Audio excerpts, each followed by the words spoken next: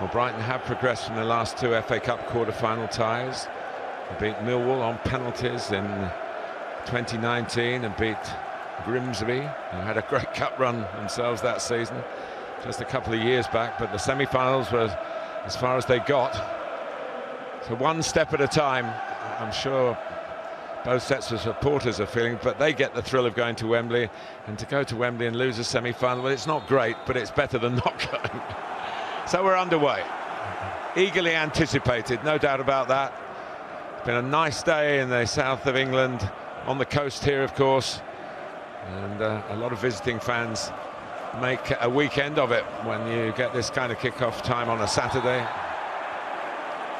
We've got Mother's Day to come tomorrow, so maybe that will restrict some of the travel plans.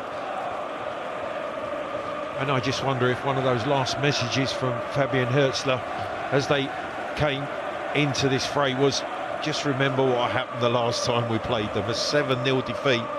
And just to remind you, certainly there has to be an element of revenge on the minds of these Brighton players. Here's Minto, had a mixed time in the last round. He gave away a penalty at Newcastle and then scored the equaliser. Yeah, again, just the amazement of the FA Cup, the euphoria that it can create, and obviously the despair at times. Here's Nico Williams, who's had a good couple of games with Wales. He's certainly not one who gets left out. He played the 90 minutes. A win and a draw. And the Craig Bellamy.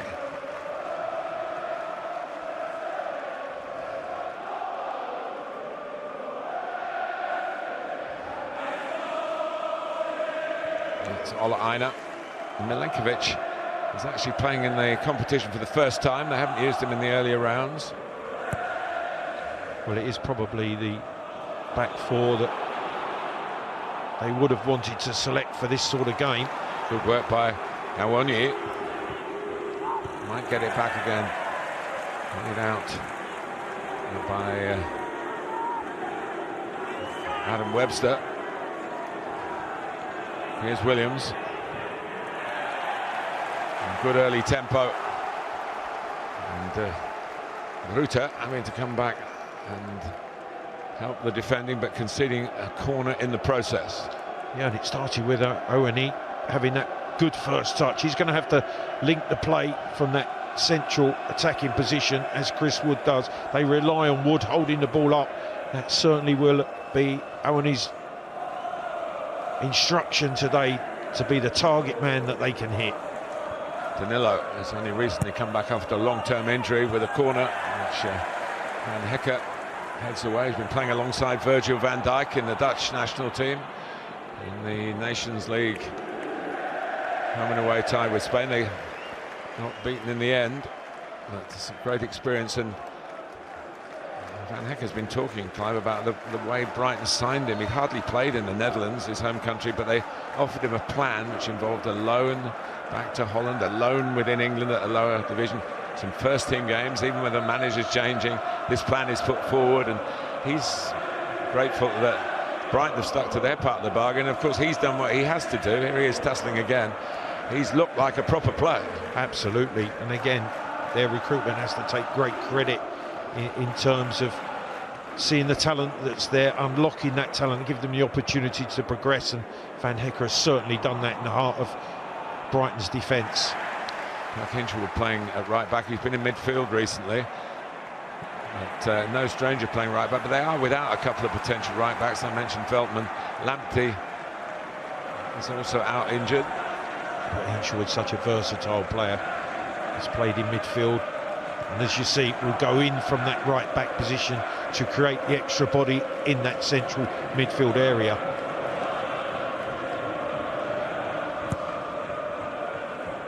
Hecker. Murillo beaten in the air. Murillo's had a sort of mixed week. He got his debut for Brazil against Argentina, but got taken off at half-time, and they lost 4-1, and the coach got sacked. Well, that would not have been a good experience, obviously having a fabulous Premier League campaign, but to get called up for Brazil, make your debut and get thrashed by Argentina would have been a real blow. It'll leave some scars, won't it? Absolutely. Here is Hinchelwood, who's the 4th generation of professional footballers in his family, going right back to the 1940s. And great-grandfather Wally, who played for Chelsea.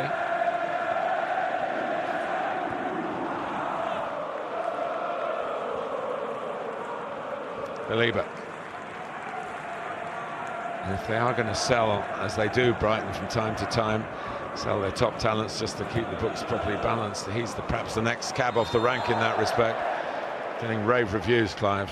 Yeah, he's absolutely been exceptional with given the chance. Belieber, great power from that central midfield position, allied with a real awareness of what's going on around him. Can't stress too much that how delighted Brighton are that Chris Wood's not playing. Scored more against Brighton than any other opponent in his English club career. That's a dozen. 4 in the 2 games this season. And also, you would have to say a slight blow for Forest, going away on any international duty all the way to New Zealand, getting injured, getting a hat-trick first and getting injured in the second game. Absolutely. Yeah.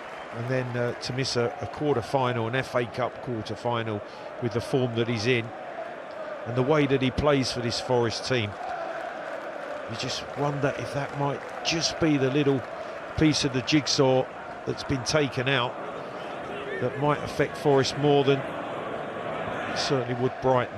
It does look, we were speculating before we started the commentary, that maybe Hudson-Odoi and Elanga have been held back for a different phase of the game later on. Absolutely. I just wonder if both managers are actually looking at who they can introduce to impact and even win this FA Cup tie from the bench in the later stages of this game. It has to be one way or another. Martin, it wouldn't surprise me that they're even looking at that. I think we all feel that this is going to be a very, very close run quarter-final.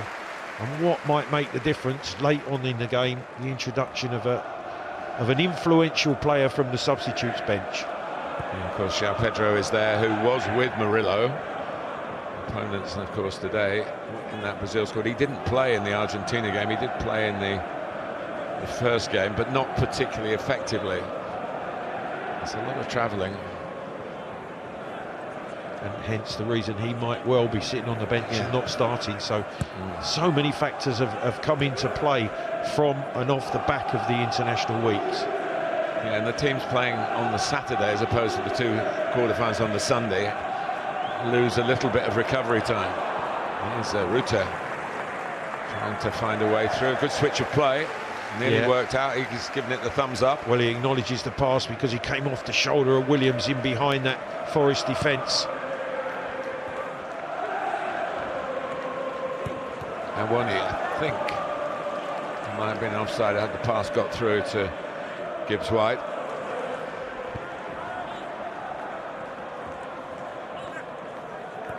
I think it's going to be a really interesting battle on the right side of Forest defence. Aina against Mitoma. 2 players are at the top of their game at the moment. There was a bit of a scare about Mitoma, who helped Japan win their first international of the 2, but didn't take part in the second. Brighton must have been delighted as long as he wasn't hurt, and he's come back and maybe got back a bit earlier than he otherwise would have done. And he's out there, and he's a potential match winner, but there are plenty of those on both sides, even with this slightly varied selection at the outset. So extra time, penalties, it's all got to happen here today if needed.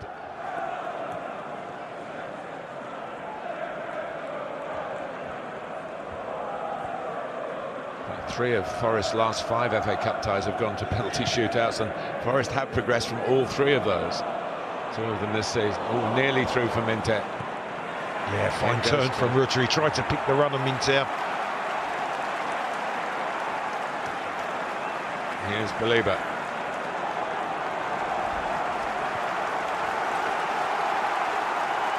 Now Van Hecker. He's caught. Late challenge as he played that ball forward. Van Hecker was caught by Owening. Peter Banks is the referee from the Premier League panel, as you would expect. Andrew madly is on VAR, which we do have. Not been the case throughout the FA Cup competition for all sorts of reasons. Well, it's just a clip of the right ankle as he played that forward, but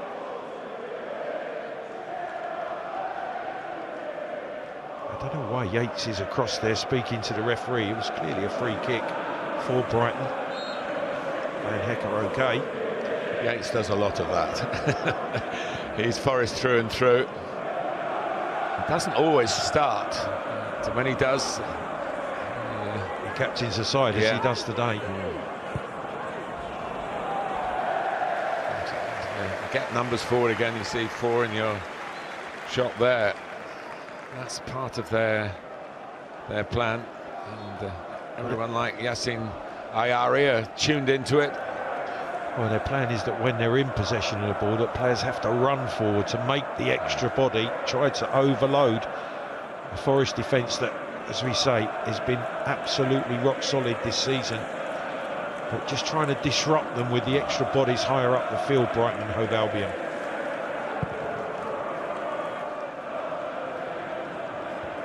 It was exceptionally effective against Newcastle in the last round. It was a wonderful game. Here's Williams on the chase. Almente was doing that sort of thing in the penalty area at Newcastle when he caught the left back that day, Livramento. Yeah, just a mistimed tackle getting back, and he's had to track Williams there. He's made a really good run from that left back position. First Forest corner. Bart Verbruggen is the goalkeeper. Dutchman. Maxels, a Belgian, is in the other goal. Again, effectively by Van Hecker.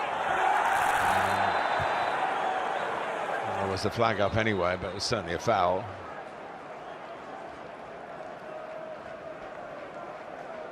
Is that man Yates leaning into, I think it's a stooping out. As you say, he's scoring in the FA Cup. Third and fifth rounds. And without the front three that you would expect.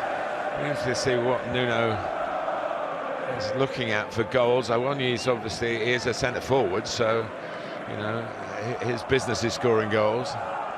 And as we can see, the opening possession, very, very close. Same number of passes, nothing between these two sides in the early stages. Fouled by Ayari. You can see just how quickly they're trying to engage with Gibbs-White, not allowing him any time. He's on the half turn here, look. 1, 2, 3 shirts around him. Ayari committing the foul. Ayari plays for Sweden. He's involved in both their games, including a 5-1 win over Northern Ireland. They're involved in friendly fixtures. They actually lost away to Luxembourg, which doesn't look too good on the history sheet. One of the smaller nations, of course. Danilo.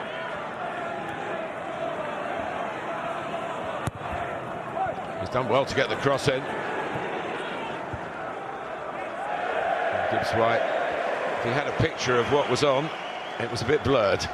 Yeah, I'm surprised he didn't take that in tight control in the area of the field that he was in. He was just trying to lift it into in behind that Brighton rear guard. Talking about the strength at the top, Tony Bloom, who it's his club really. Absolutely. Paul Barber on the left there, who you've worked with at Tottenham. I did work with him at Tottenham. He's done a fantastic job since arriving here. It's a combination between Awoniyi and Gibbs-White. Yates barreling into the picture. Stupinian, he's been off in his travels to South America. He's an Ecuadorian, of course. Aina.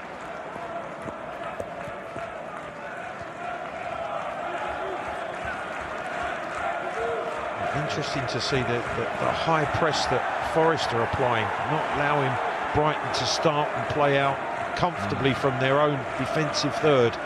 Lots of red shirts high up the field, pressing Brighton very quickly. Could we suggest that the players that have been brought in with Elanga and Hudson-Odoi left for later on are to help apply the press? Absolutely, it certainly is clear in these early stages that Nuno really wants his side to hurry Brighton up very quickly.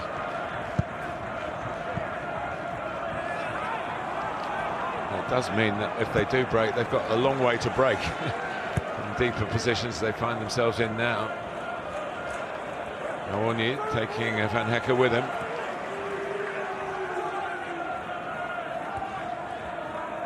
Aina. Here's Awoniyi. Comes out to Williams. And he found it a bit too hot to handle.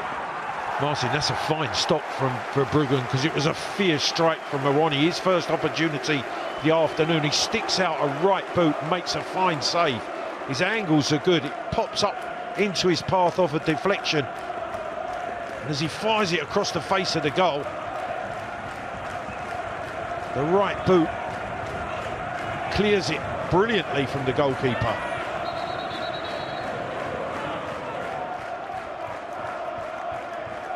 Half a scare when it dropped Williams' way, but it came off that right boot so quickly.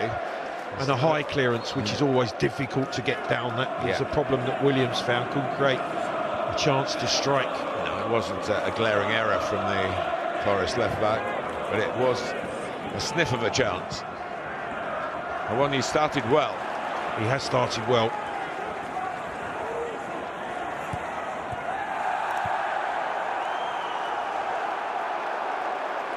Offering that physical presence against Van Hecke and Webster in the heart of that Brighton defence.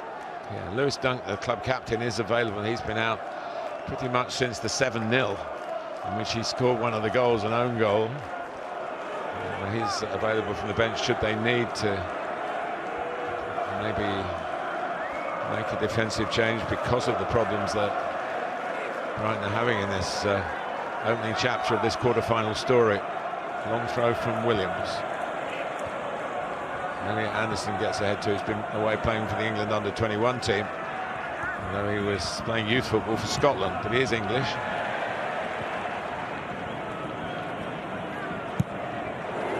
Lieber relieving a bit of pressure and giving something to be chased, and that's not the worst ball when you've got quick players like Minte around. I absolutely agree with you there, Martin. Sometimes people think it's just a hoof clearance, but actually he's going over the press that Forest are applying, and all of a sudden they find themselves now down the other end of the field.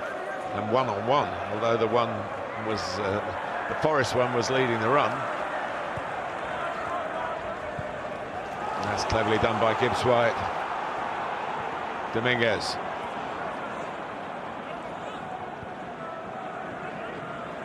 It looks like there's been a lot of work done with this 11 on the training ground by Nottingham Forest. Absolutely.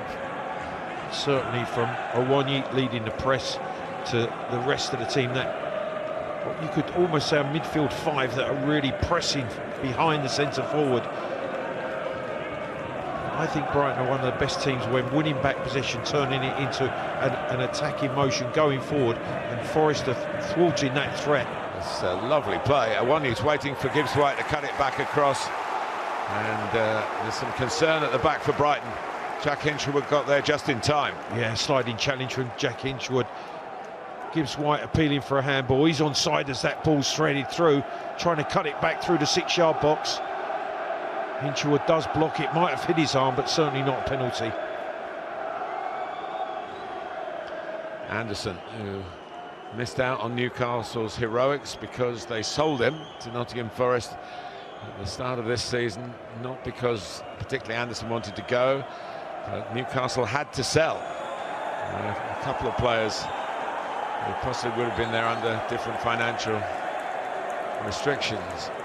I have to say, but and the other one is Minte, who's playing. Yeah, fabulous acquisition for Forest. Is it in or is it not? And it's By today's technology, that would be ruled in. That is in now, yes. Just hanging over, yeah. So Anderson finally takes the corner. It's a deep one.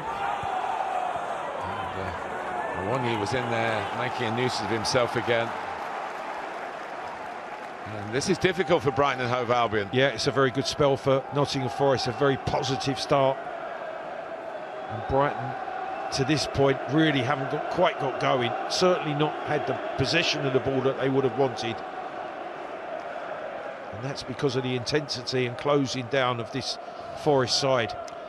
And Murillo is one of the shorter centre-backs, but he does possess a fantastic spring. So he is a danger. Out-swinging corner this time. Inter just gets there. And it actually bounced back off him for a Forest throw, so they're keeping Brighton penned back by one means or another.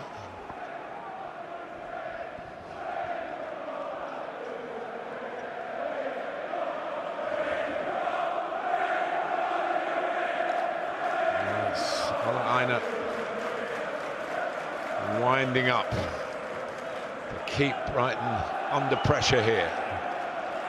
Seek a breakthrough for Nottingham Forest. Not long enough to really do that, but no way out for the Seagulls.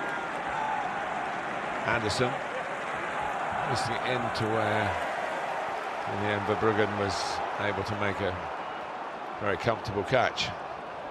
Yeah, good starting position from Verbruggen. And again, you see just sloppy from Baleba, but it's the pressure that Forest are applying on the ball very quickly. You see staff animated in the Brighton technical area. They need to get hold of the ball with some controlled possession. The best thing they can say, Brighton, so far is that they haven't conceded. Absolutely.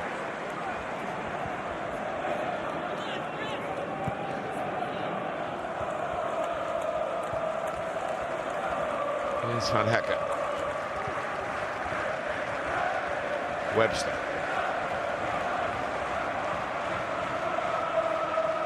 So we believe a drop in between the two centre-backs as he did then. Use him as the fulcrum of this attack. But he's played one wildly just now, and again, not too much energy in it. Well, they'll be wondering on the bench, the two wingers, whether their time, when their time is. Maybe they know. Absolutely. Yeah. I think they know they've got a part to play, and a big part to play. I saw Nuno has numerous plans and options that he's thinking of, but he will be delighted with the opening 22 minutes here from his side. Excellent support for the away teams in these quarterfinals, because you get a bigger allocation in the FA Cup than you do in the equivalent Premier League fixtures. Here's Danilo.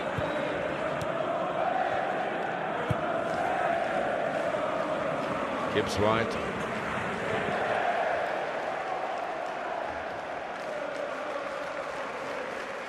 We will try and orchestrate and everything for Forest. Everything that's good seems to go through Gibbs White.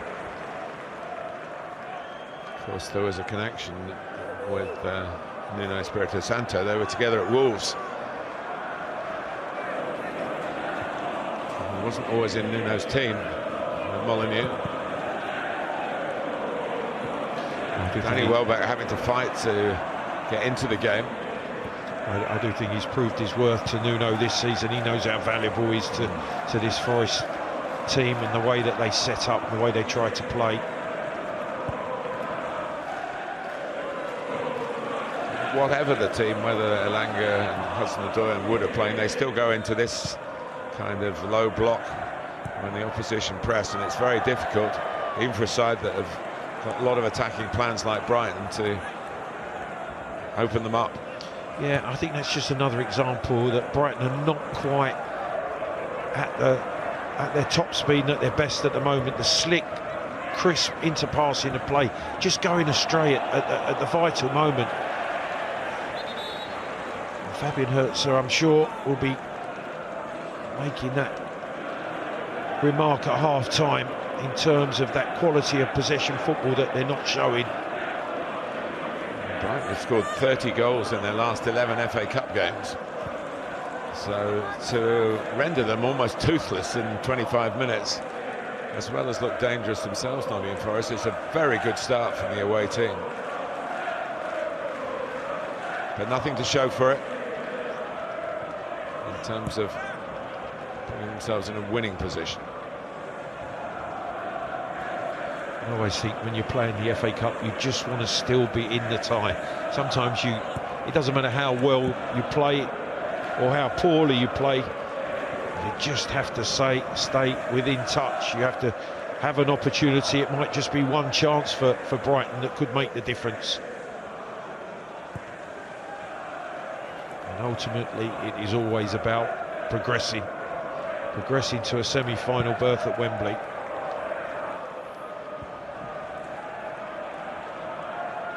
Rare touch, but not much of a touch for Mitoma. No, been very quiet on that left side for Brighton.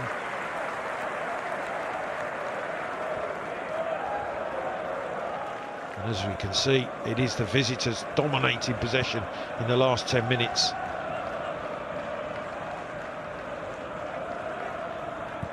Very rarely does that happen here. There's an old FA Cup cliche about draws that we don't mind who we get as long as we're at home. We've seen Fulham lose at home earlier today, and Nottingham Forest making Brighton look very low-key, but this might change because they're capable of flicking a switch.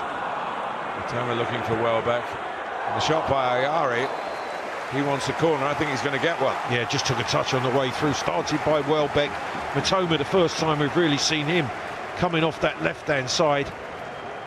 And as he tries to feed it in, Welbeck can't control it, pops out. Ayari just striking across it. And I think it comes off of the heel of Yates, who's closing down on the edge of the box. Corner kick given.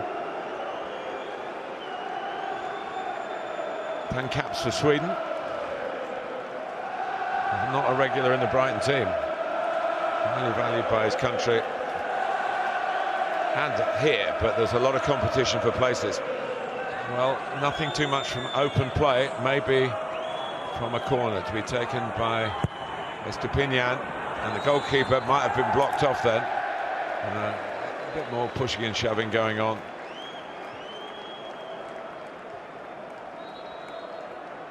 Well, Van Hecker was up. Peter Banks, the referee, blew very early as that ball was floating across the 6-yard box.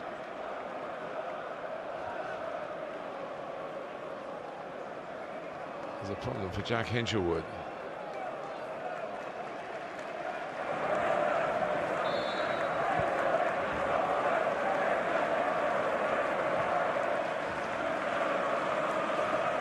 Fourth official is Tom Bramall. Oh, I think he's getting some treatment to his left knee. And he is on the sideline now, so Brighton are down to 10 men. Well, the curse of the right back again. It's been a problem position through fitness more than any other reason of other candidates. You have to be very careful of the laws of the game. You have to get permission to go off the field, and there might have been a little bit of delay in Hinchelwood getting that. Obviously the action was around was it a foul at the other end from the corner?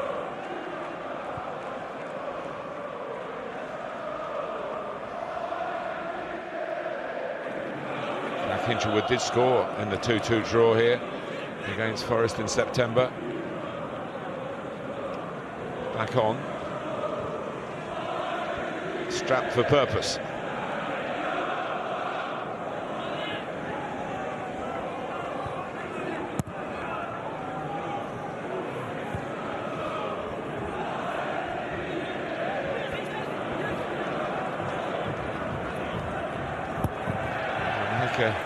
Pushed all the way, actually had a problem or two, and then it's pushing of a different kind by Rutter, and it's a free kick to Forest. Yeah, Rutter pulling Williams back as Van Hecker just, in the end, as he's falling, drives the ball down the touchline. Rutter pulling Williams to the ground. One player they haven't seen much of this season at Brighton is the veteran James Milner, who did arrive in a tracksuit today, but hasn't made the team sheet. For someone who's played so many games, it must be very frustrating to not feature for a while now. Here's Aina. Van Hecker's in the right place again, needed to be. Forrest come again with Yates. Great combination between Gibbs White down the right and Aina again. It's a good block by Estupinian.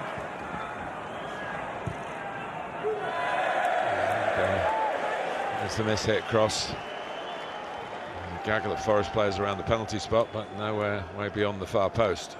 Martin, no disrespect to Awoniyi there, but I would have expected Chris Wood to be at that near post as Aina with the 1-2 with Gibbs White. Fires it into the 6-yard box. He's behind the centre half.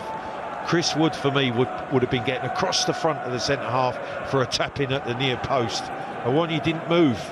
He couldn't find him, the right back, when he was in such a good crossing position. You've worked with a lot of strikers in your coaching career, and some have it and some don't, however much you tell them. Absolutely, they just sense that opportunity and then they're in the right place at the right time. And Chris Wood has always had that, but he's not always played at this level. Fantastic second part of his career. Most of his goals for many a season were outside the Premier League, the top flight of English football. Now he's well into the 80s in terms of Premier League goals, and of course an FA Cup record as well. I just think on occasions like that, that's when you have a goal scorer who's in goal scoring form. That's where you do miss him.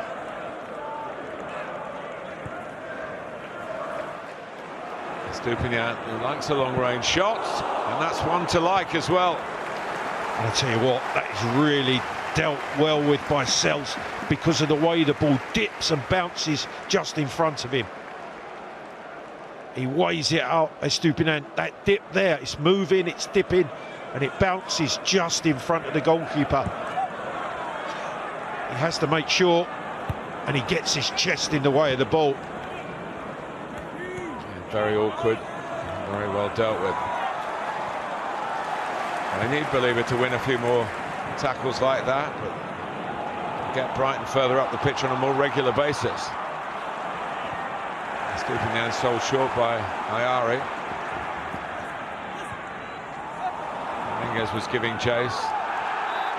It is a hell for leather cup tie here, and Brighton are having to fight for every ball really, because nothing's coming cheaply their way. Martin, you're absolutely right. There's just not a second for a Brighton player to take a touch, to take time, and Yates is clever here. He knows the challenge is coming from behind for Estupinian. You can see the way he steps across, protects the ball and wins the free kick.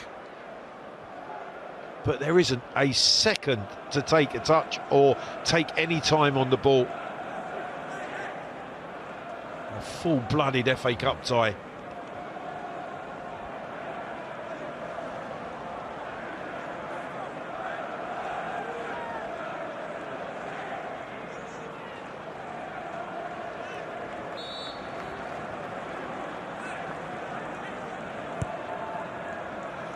Here's Anderson. And now Murillo has been known to shoot from these kinds of distances, but he's a bit lucky with his crossfield pass. Aina. Gibbs White. Anderson. No pressure on the ball from Brighton, so Anderson can pick a pass. It hasn't gone out. Well, he does well, Gibbs White, to keep it alive. Brighton just switched off for half a second, but they got back on message. Scuff clearance by Ayari, but look at this is Anderson, just a typical moment for Nottingham Forest in his first half an hour or so, and it a whisker away from leading to a goal that at this stage you'd have to say they would deserve. Well, that was brilliant from Anderson, the way he won it back, and then he feeds Gibbs White on the right, and this is a superb cross. And again, this time Awoniyi's trying to pull off the shoulder of Van Hecker, but he can't get his boot on that whipped cross through the 6-yard box, inches away.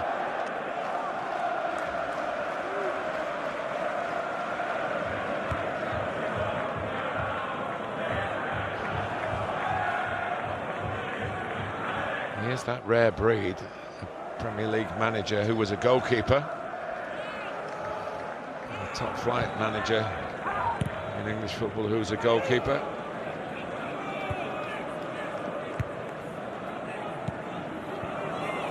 Welbeck can't get away. The touch was a bit too heavy, but against a less pressing side, he would have been all right, I think.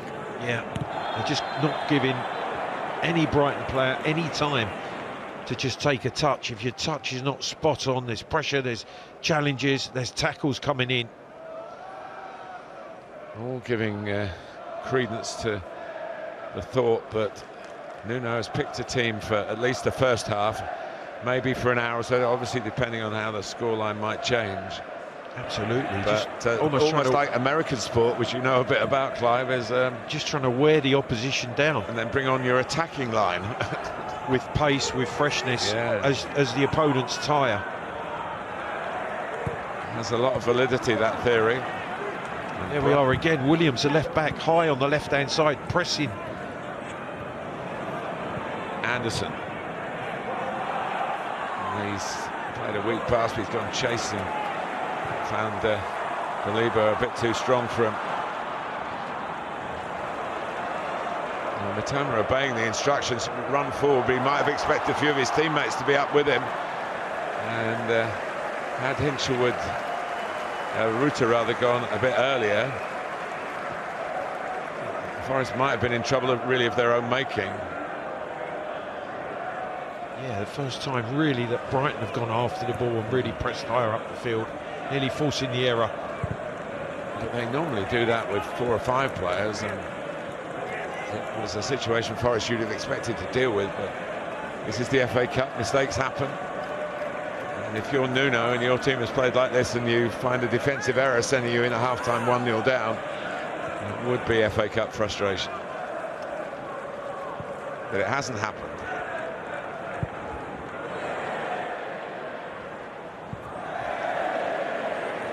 Just down there where the 2 coaches were, where they ended up getting red-carded in September after Morgan Gibbs-White came careering into a tackle, having already been booked. And what looked like an inevitable sending off did happen, but not straight away. So both managers, one was frustrated because the opponent had been sent off. Another one was frustrated because then he did get sent off. So it was a bit of mayhem for a while. Yeah, temperatures are running a little high at that stage in the game.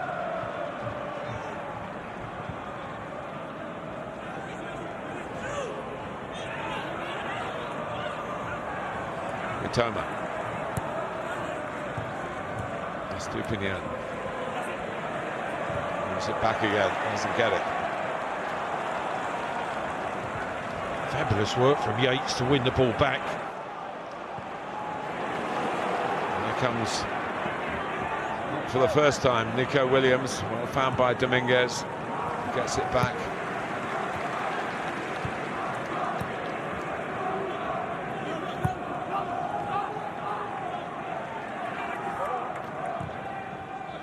Milenkovic. Aina.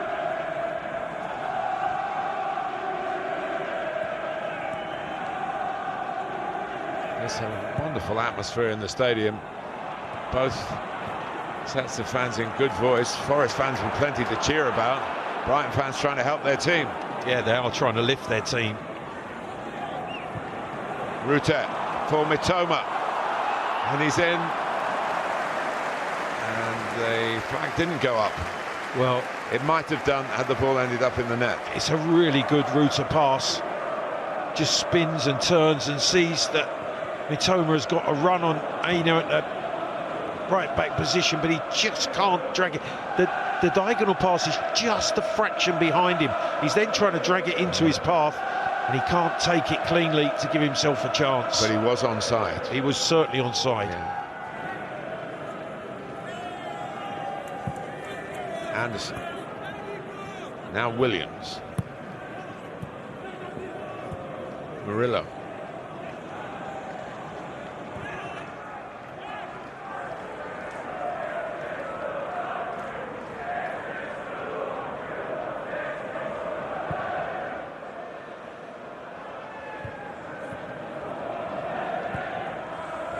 thought it was going to be a close cup tie, but it's a really intriguing cup tie in the way that it's unfolding. I didn't expect Forest to go and press in the manner that they have. They've done it very, very well. A little disappointed in the way that Brighton have played in this opening 40 minutes. They haven't passed and kept the ball in the manner that we know they're capable of. So I'm sure there's going to be some twists and turns and some changes in this game. Well, I think the changes in fact the substitutions may well hold the key. But it's been intriguing since those team lineups were announced, Lion. Absolutely. Into the last 5 minutes before half-time here. Martin, it may well come down to the calls that the manager's made at crucial times in this FA Cup tie.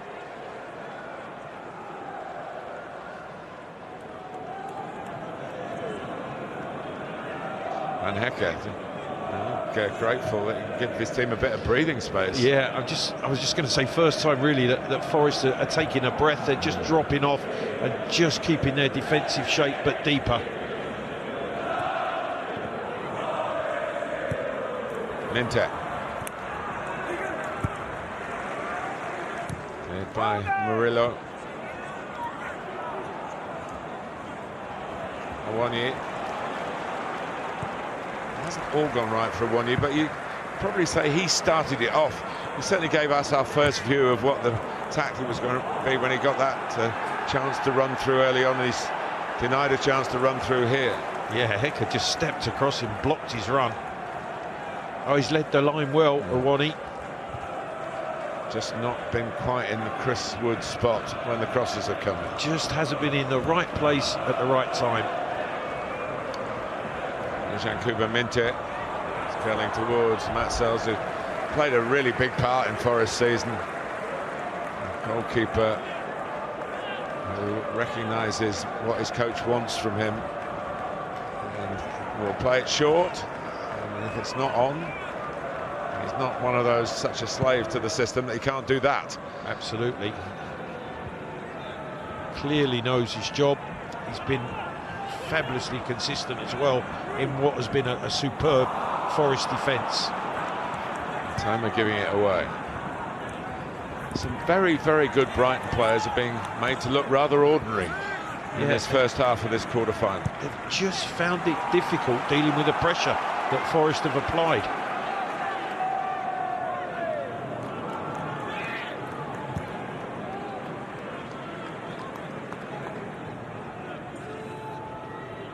There's some of the pressure. It wouldn't have been given as a foul. Gibbs White applying the pressure on that occasion. It is literally every challenge that whenever a Brighton player comes into possession of the ball, they come under pressure. Cross goes to Milenkovic. A great signing he's been. You can sense the frustration from the home faithful. And the home players, really. They're not getting their own way on their own patch. Yeah, Latuma. Frustrated, Mitoma. Yeah, just stamping on Dominguez's foot. Right toe.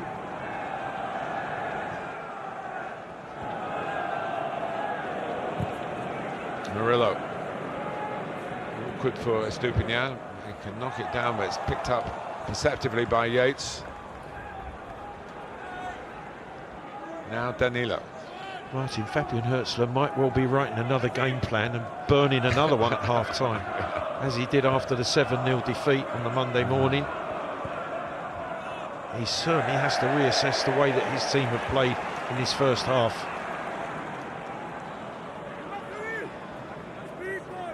The one element we can never know, I suppose those who do the data medically know, that which players have found it transitioning back to FA Cup football from international trips, like Belieber. Have they sort of overstretched their capabilities working for their countries? Yeah, maybe not had the recovery, the rest that they would have hoped for before such an intense game.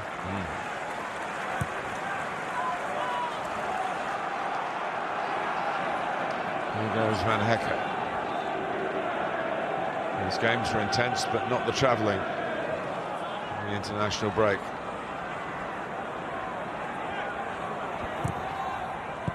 Now look at the number of red shirts. But Belieber, it was an arrow, but it didn't hit the target. Yeah, and he's frustrated because he's smashed the camera, but he hasn't hit the target. And that was an opportunity. Mitoma's work down the left. He gets the cross in. It's not the best of clearances from Anderson. The control and strike is a really clean hit, but it just doesn't come back on target. I'm sure whoever owns the camera is insured for that kind of event. But when you catch a ball like he catches it there, there's not much in the way of mechanics that can stop it. Absolutely, and survive. And certainly Sells is not stopping that if it's on target. No.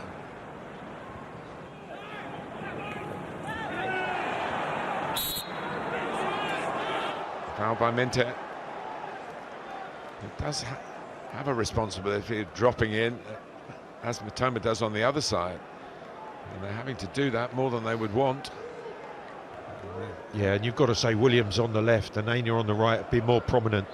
They're taking Brighton's two wingers backwards rather than having to defend against them. Last passage of play before half-time. Murillo's free kick. Yates is there, and Milenkovic nearly be offside, and that is the end of the half, which has been Nottingham Forest's half in every respect except on the scoreline. Taiwo Awoniyi started off showing what Forest were all about, and then he had the best shot really of the half, which Verbruggen did well to kick away with his right foot. The effort from Belieber right at the end of the half was a rare flurry really. Sells has had a pretty quiet half for what he would have expected in a fixture like this. So Forest have got the upper hand, but they haven't got the lead, and at half-time at the Amex it's Brighton 0, Nottingham Forest 0.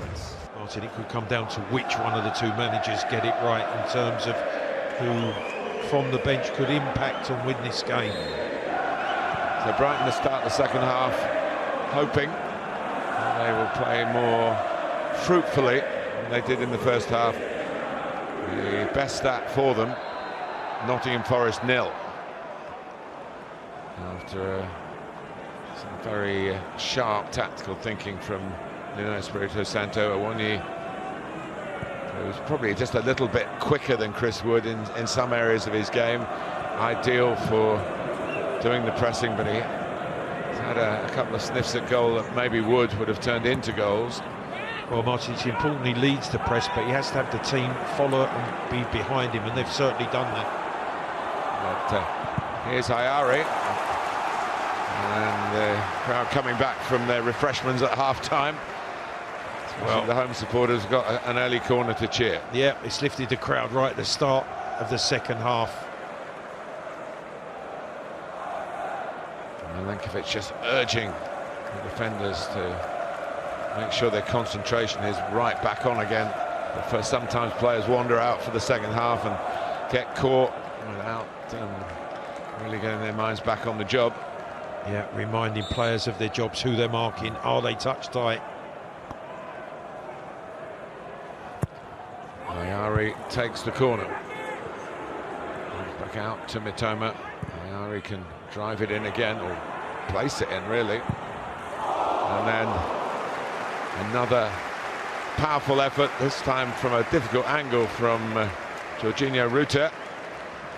Well, he does well. He shows some composure in the way that he controls the ball. It's just fed into him in that near post area, corner of the 6-yard box, quick twist, turn and strike with that left foot, trying to drill it into the roof of the net, over the top of Sells. The last semi-final for Forest, 1991, and then they got through, and then they lost to Tottenham Hotspur. Big smiles from the man alongside me. I was there. My cousin was playing for Tottenham that day. I was there. Obviously remembered for the Gascoigne injury. Well, I spoke last Saturday to the man who had a big part to play unwittingly in the Tottenham win, Des Walker. Own goal. Yeah. He was a Spurs fan as a boy. Of course, he's desperate for Forest to win. He was at a non-league game where he had a son playing for each side. He was onto a winner whatever happened. And they're both strikers. When Des never scored a goal at the right, he scored one, I think, in his career. But what a defender, very, very quick, wonderful footballer. You'll never beat Des Walker. That was the cry, wasn't it? Absolutely.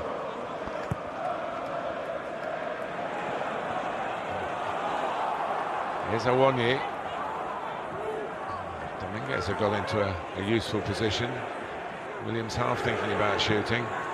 And Gibbs-White does shoot. And shoots very well. A good stop by Verbruggen to get it over the bar and away. Well, it's just fed to Gibbs-White, and he just lets the ball and strikes across it. And striking across it, you see the way that the ball curls away towards the far corner. And that's a good, strong hand. Might well have struck the crossbar, but the keeper, taking no chances, pushes it over. Forest trying to get back on their beat, on their tempo of the first half. Elliot Anderson to take the corner.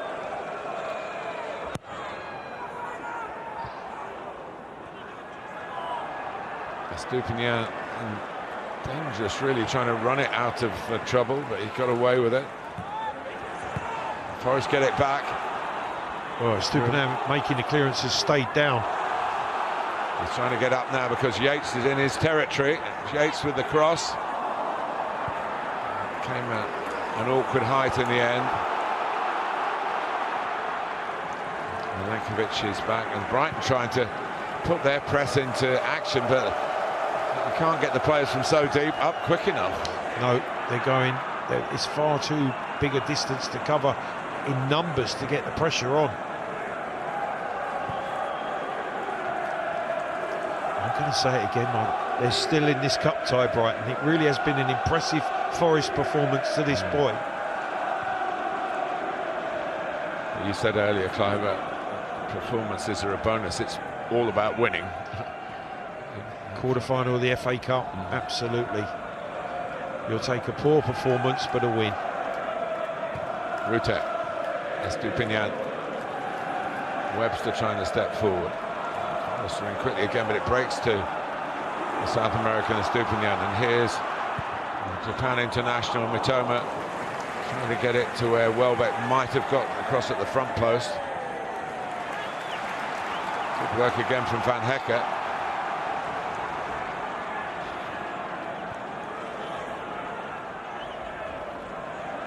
He really has blossomed, given regular first-team football.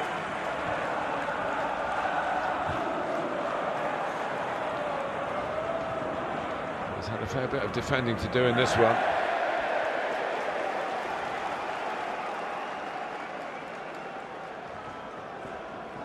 Yates with over 200 games of Forest under his belt.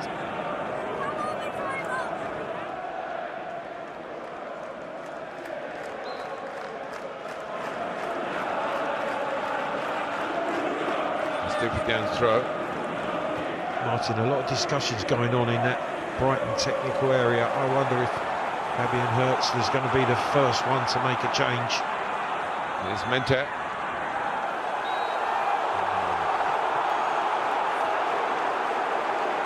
Certainly that part of the pitch where you want him to have a go and try and do the difficult thing. It is difficult against Nico Williams here, and he's been penalised, the Brighton man. Well, he was very clever because he felt the contact and then literally fell on the ball. He thinks wants a handball, yes. Yeah.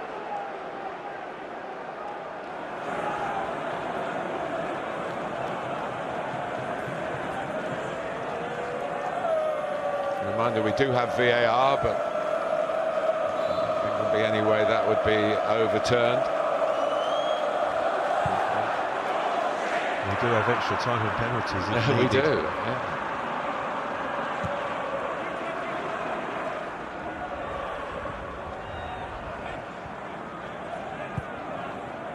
But one thing Brighton can point to after that very shoddy performance at the City Ground is they have defended a lot better, and in a way against probably a more dynamic Forest performance that didn't have much to beat in that game recently, did they? Brighton just didn't turn up. No, absolutely. Well, Amber Annie, she's got a medal from the World Athletic Indoor Championships. Will Brighton be able to get some medals at the end of this season?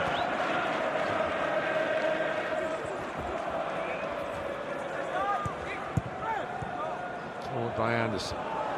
Skirts away from Gibbs-White, collected by Yates.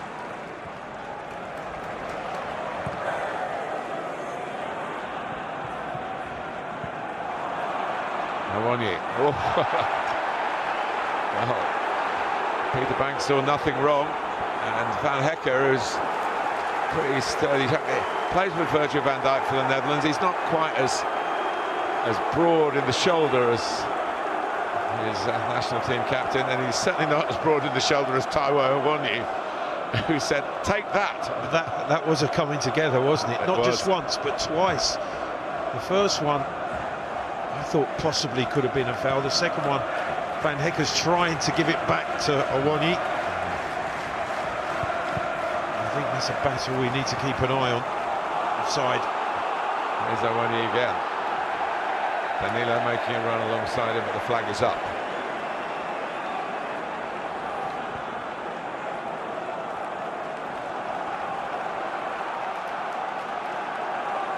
Adam Webster.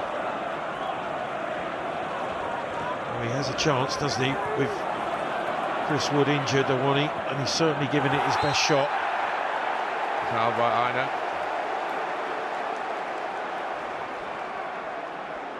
On Mitoma, trying the infield route. Yeah, that's the first time really he's gone on the inside, and he's drawn the challenge and won a free kick. In a good position. Not had as much ball as he should have for me. No, and there was a suggestion that he didn't play in that second Japan game because there was a bit of a niggle.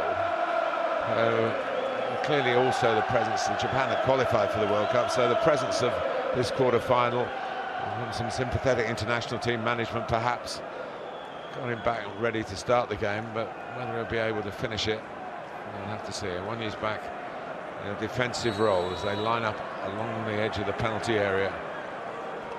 You see the two centre-halves at the top of your screen. Van Hecker. And Bayari, and Van Hecker's coming in. Came off Yates. Picked him out well.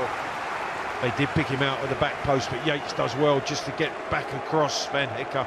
As he powers the header, it comes off Yates' back away for a corner kick. It was Nico Williams who was taken out off the ball. He was yelling at the officials for sympathy, but it's a corner. Webster is there, teeth gritted. Van Hecker also from a deeper position. Stupinian, a flat one. And that, actually, I think it was Jack Hinshelwood. It sort of skimmed into him and skimmed off him. Well, it came with so much pace, and I think he just didn't actually judge the speed of the delivery. And in the end, he flicks the head up, but he flicks it wide. It's one of those where you say that's probably not defendable. Absolutely, and that's a big chance. You can see his frustration because he knows that was an opportunity. Well, this is going to be settled one way or the other. It's fascinating to think of how that is going to happen. And it could go all the way to penalties. Forest very adept at that. So they do the 120 minutes almost by rote now. Well, last two rounds they've progressed, but there they are. Looks like Nuno is the one who's going to make that first change. He's going to wing it. Absolutely. Ayari, Mitoma, it was lovely play, and in the end the beneficiary wasn't really intended to be Minter, but it nearly was. I think Ruta was the intended target. It went straight through the 18-yard box. Better from Brighton. Estupinian in shooting position, but they were well about Dominguez in particular. Webster, a push and shove, and he's kept it in. Back to Van Hecker. Wood has shown no signs of problem with that knee that needed strapping in the first half. And you can just sense they've passed the ball better in the last 5 minutes, Brighton. And even though they're pressing Forest, they're just not quite getting to the ball as they did in the first half. And there's Mitoma. If he gets off the leash, Forest will have problems. Feinting to shoot. In to where Milenkovic defends it. Handball. But they are showing a bit more signs, aren't they, Brighton? They are just starting to find their passing game. Baleba, the ball runs across his chest and the handball given.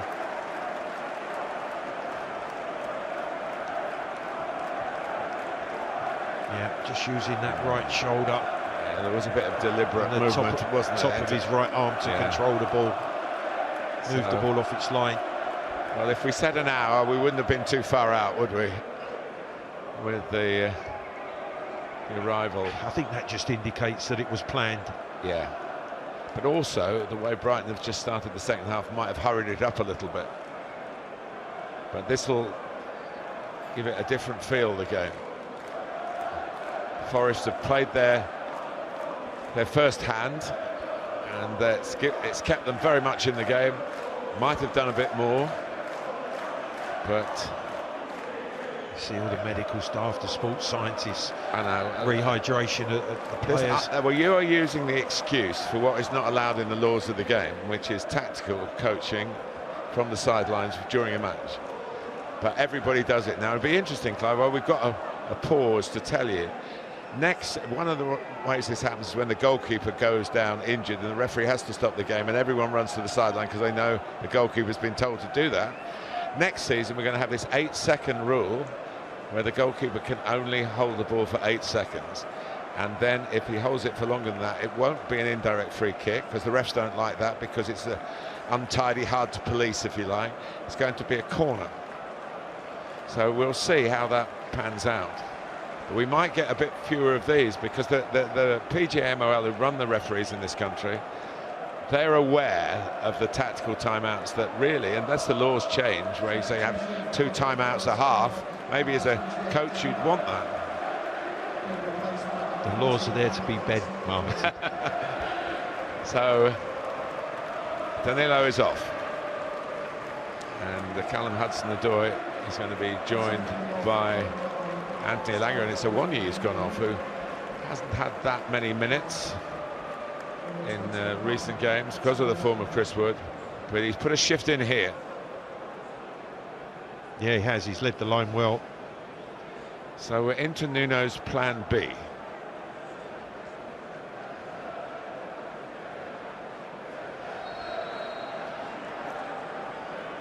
Yeah, just be interested to see whether Elanga does lead the line down the middle. Yeah, he might. He has gone up against Van Hecke.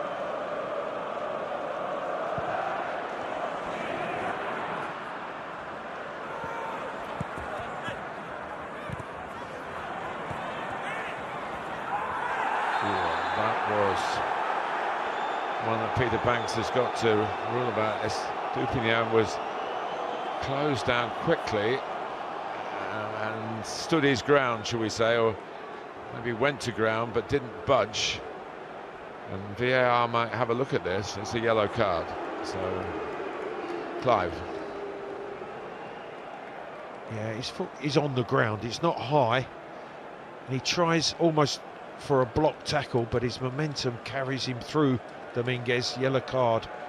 I think it's the right decision. Dominguez is up, he's okay.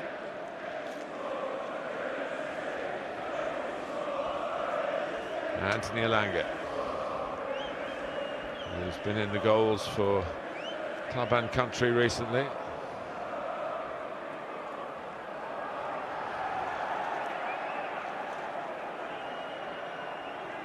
And he has been to an FA Cup final. He was a substitute not used by Manchester United the season before last, when they lost to Manchester City. Well, I'm not sure he's touched the ball there. This might be his first contribution. Can it be telling? Goalkeeper comes, that almost was. Anderson hooking it in. Down goes Yates. Up go the arms of a few Forest players in appeal and plenty of Forest fans. Anderson, what a cracking cup tie this is. Played at such tempo. Penalty kick. Anderson, he's given it. And Brighton are furious. Well, Yates appealed for the first one, but then it's Anderson weaving his way along the byline that was caught. Gets away from Mitoma's challenge. Now, does he play the ball? I wouldn't say so. His arm, it's his arm that pulls the right boot from under Anderson. Nuno saying we should have had two, yeah. The Yates one was waved away. Well, maybe this isn't finished yet. Peter Banks taking instruction from his assistant. It's Mitoma sliding in, and his arm catches Anderson's right boot, which takes his leg from under him. Mitoma's still protesting. He's saying he slid in but didn't catch him. Now just watch Mitoma's arm, his left arm there. Has he played the ball by that point? I don't. The angle from the side looks as though he didn't get the ball. No, I don't think he plays the ball, but it's a really harsh. No penalty. I don't think it's a penalty. Well, he's going to look at it. That's the difference. It's not over yet. So the Yates, is he going to look at both incidents? He is looking at the Yates one, the first one. Now, there it is. It's Mitoma's left arm that hooks Anderson's right boot just there, which pulls his leg away from him. But could you say that? I mean, that's a really difficult. When you slide, the referees tend to go on in favour of the player who's on the slide because you can't do too much about it. And there's no intention from Mitoma to actually hook his leg away. Now that's what they're looking at. He's saying he obviously didn't intend to do it. Exactly. Why would you do it?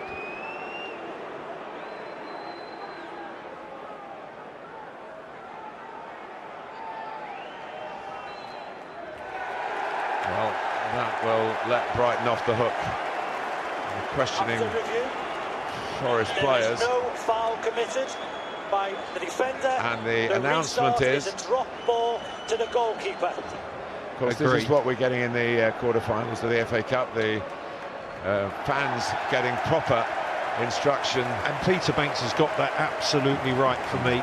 There's no intention from Mitoma. And Nuno thought he might have had two, and he's got none. Martin, we knew it was going to be dramatic, didn't we? Yeah. And here we go. This is just the start of it. If we go the 120 minutes, we're just about halfway through. And this is what happened on the touchline back in September. Yeah, it's just boiling up nicely. Yeah. What a cup tie, it really is. Two really good teams. Fabulous context. Punched above their weight all through the season, really. And well aware of the history of the clubs they represent.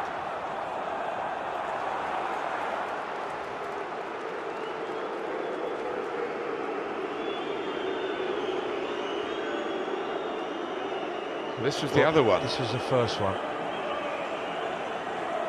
It's Webster on Yates, catches his left boot.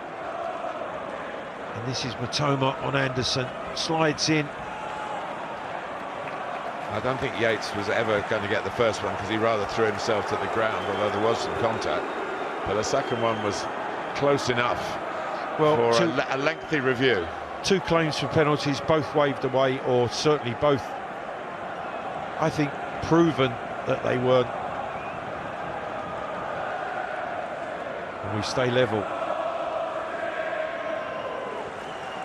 Callum Hudson-Odoi had the ball under his arm because Chris Wood is the regular penalty taker, and so somebody else would have to step up, and Hudson-Odoi's only just come on, so he would have been faced with taking a penalty in a very unusual situation. Well, they've taken plenty of penalties in the shootout, so why shouldn't they score one in regulation play? This is edge of the seat stuff. Every challenge, every attempted attack, it's straining every sinew, both Brighton and Hove Albion and Nottingham Forest. Absolutely wholehearted FA Cup tie.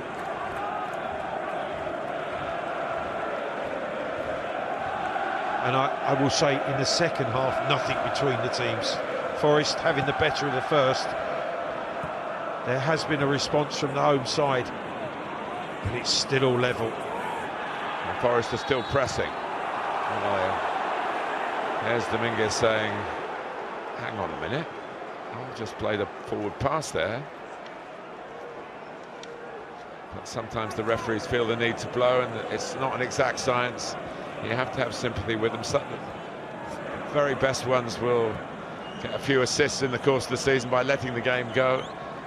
They also have to manage the tempo of the tackles as well, and there's a pretty hot property here, this effort to get through to Wembley, where incidentally Brighton have never won a competitive game. They drew an FA Cup final, they lost the replay, and they lost a couple of semi-finals there in more recent times. Estupinian's got to be a bit careful, having been booked. Ayari, Rutte, Minter. Nothing for Danny Welbeck. One he had a few to lunge at, didn't he? Had a shot. Yeah. Welbeck's been marshalled superbly. Minter trying to set something up for somebody in blue and white stripes. Yeah, they just haven't been able to feed one ball into the path of Danny Welbeck in that 18-yard box.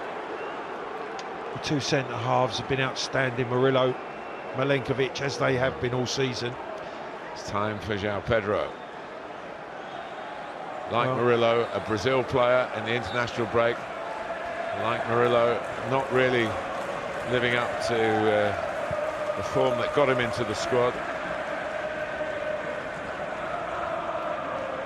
Well, double change from Nunes, double change coming from Fabian Hertzler. No real surprise with the changes either, with personnel. João Pedro and Adingra. Well, I bet wherever you're watching around the world, you know about this competition, because it is still a gripping watch. Danny Welbeck, he's had a frustrating time. Passes the armband to Adam Webster, and on comes João Pedro, and Mitoma's off as well.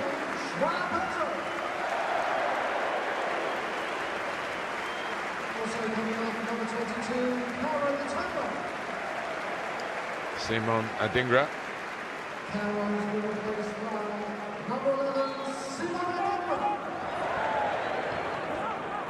Who has helped Ivory Coast to top their World Cup qualifying group.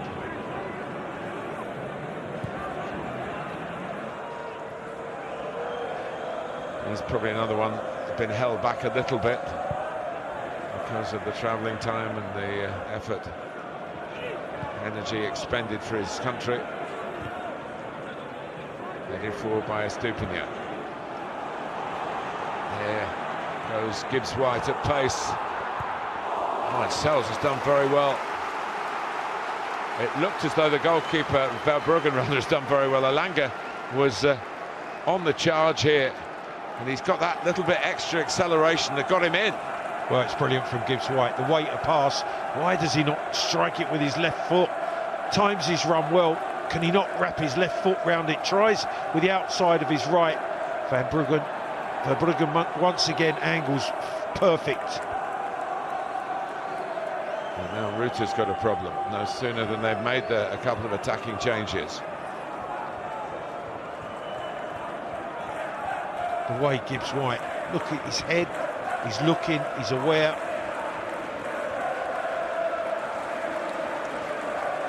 there's actually no contact on Ruta, who's gone down.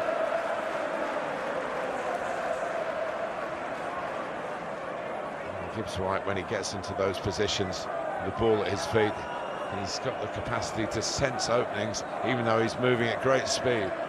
And it's just when you see him receive the ball, the way his head comes up, the 2 or 3 looks to see what the options are, but then he can provide the weight of pass that's perfect for the striker to run onto.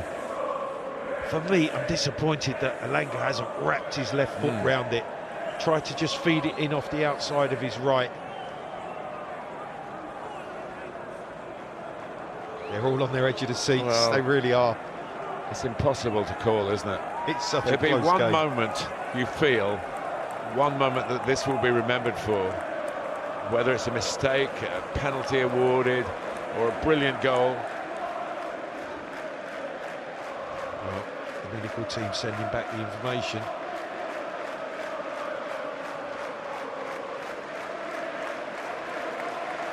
He's acknowledging support from the Forest fans who are here in their colours and in their thousands. So a change has to be made, and it's the German Brian Gruder,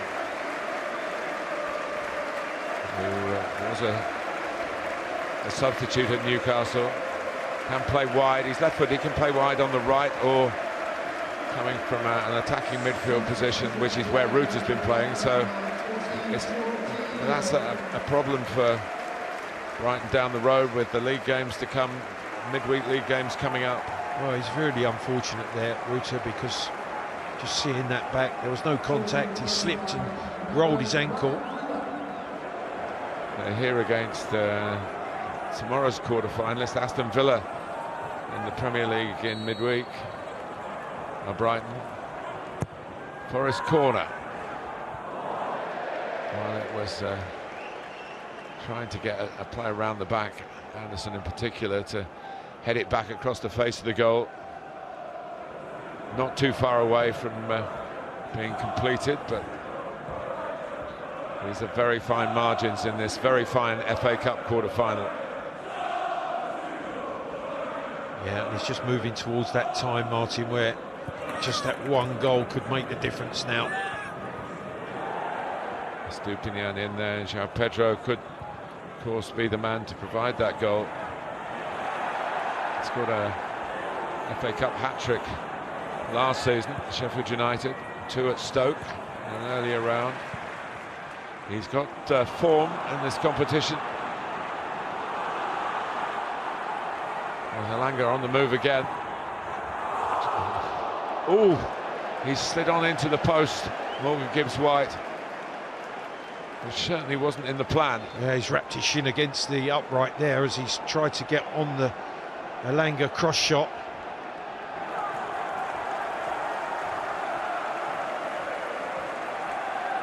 Nowhere near it, but thrown himself to the ground. He's thrown himself into that far post. So he might have got to the ball but for the deflection, but he knows there's a cup tie here to be won, and he's got to play a big part for his club. Back.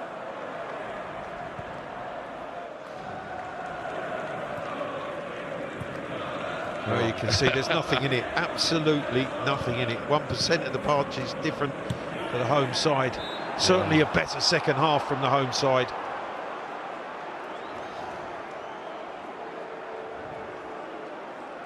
But a cup tie that's on a knife edge, it really is. It's potential for the moment. We don't know which way it's going to go, but whether it's a winning penalty in a shootout or a goal in extra time or whatever, it's going to be decided. And what we've seen now, the loser will feel very unlucky. It wasn't the case in the first half, where Forest were by a fair distance the more effective team. But Martin, how many people have said that in the FA Cup over the years? Yeah, we were unlucky. You were unlucky, but you went out. Yeah.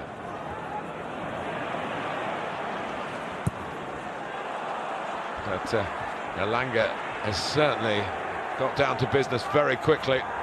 The challenge was a risky one from... We could have been looking at another penalty appeal. It was Webster this time. Yeah, just for a second it looked like he skipped past Webster's challenge, Langer. Right on the byline. Webster does go to ground. Has to be careful if he makes contact there. Langer did score in Sweden's 5-1 win against Northern Ireland. He came on as a substitute to do that last few minutes, so he's got plenty of fuel in the tank for a substitute appearance here, even if it goes into extra time.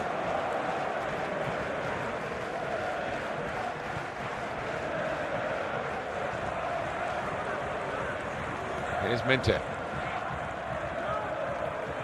João Pedro.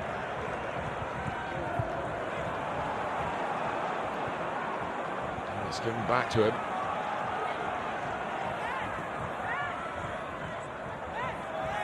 In the end, Gruda, who is playing on that right-hand side, just runs out of room. Signed from Mainz. And it's going to be another potential hero from the bench.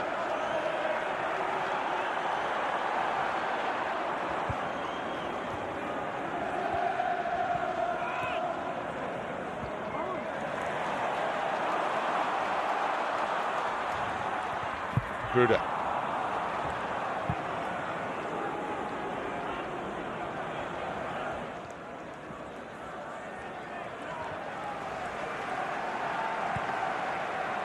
The difficult now for the coaches is it you introduce players to try and win the game within the allotted time, or are you looking at changing it, the freshness for the expected extra time that could loom?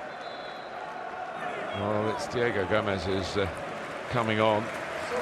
Paraguayan international, turned 22 a couple of days ago. He's actually playing in the MLS for Inter Miami, so he was supplying Messi. Now who's he going to supply here if he can? 10 minutes of regulation time to go, with 15 minutes each way on the statute book, so to speak, if there's not a decisive moment prior to the 90-minute mark. Gomez with the header. João Pedro being grabbed. All the substitutes involved. Gruda's there, but the free kick goes Forest way. Yeah, Yates falls and then he handles the ball. The crowd are screaming for handball, but foul given on the Forest captain.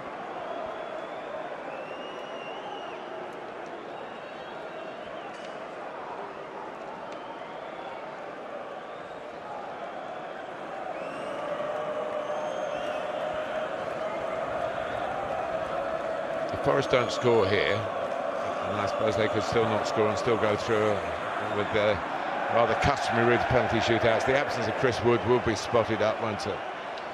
Yeah, especially with the sort of opportunities that have been created, areas where you would expect Chris Wood to be, that Owoni wasn't in, and hence Langer comes in to try to fill that void.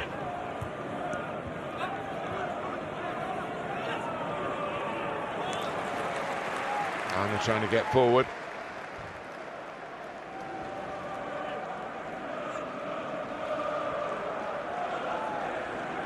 Of course, replays not in the competition proper this season. Controversial decision. At this stage, they haven't been for a little while. Ingra trying to get into the game. I've got to say, Martin, I don't think it's a bad thing because of the number of games. Everybody knows at this stage of the competition exactly where we're at. The game's got to be won, whether it's in 90 minutes, whether it's going to go to extra time or eventually even penalties. Here's Gruda.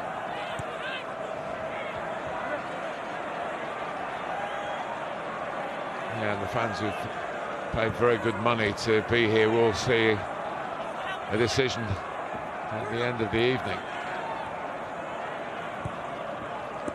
which also I think is what you expect perhaps these days to pay for. But I think in the earlier rounds it's much more of a debate, Clive. Yeah, the first I agree. second rounds I where agree the with you. Premier League teams aren't involved. And for the lesser clubs, Yeah.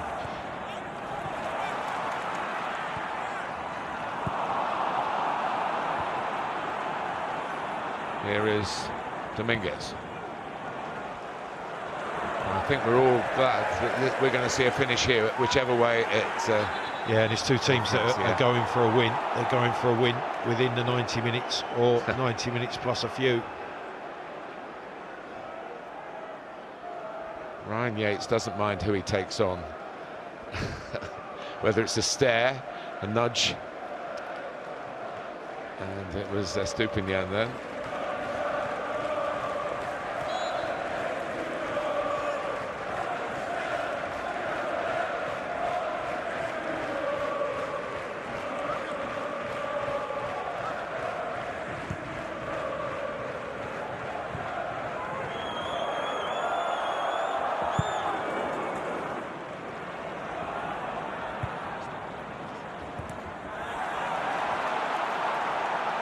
Here's Hinchelwood.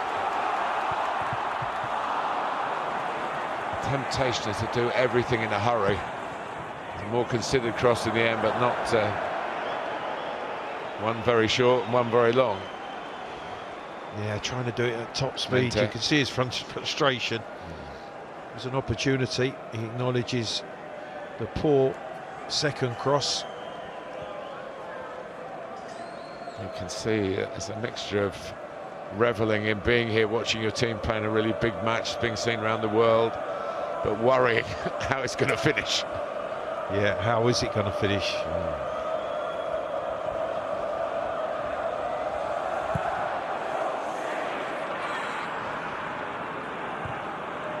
Headed on by Yates, volleyed forward by Webster. Murillo headed against João Pedro.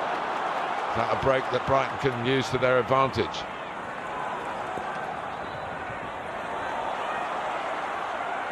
Gruder. And Forrest scramble it away in the end. Yates back there getting the block in. Crowd trying to lift Brighton to a big finish in the 90 minutes here, and maybe a very late goal to get to Wembley. Estupinian. Diego Gomez can't steer it through to Simon Adingra.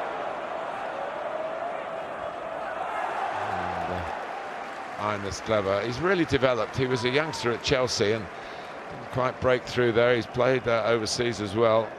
He's one of many players that under Nuno Espirito Santo is really bringing just an extra gloss to their level of performance. He's suddenly gone from looking 32 to 52. Is that what the FA Cup does to you? It certainly does, yeah. Penny for his thoughts. There's a million and one things rushing around young Fabian Hertz's head, that's for sure. What can I do that makes the difference?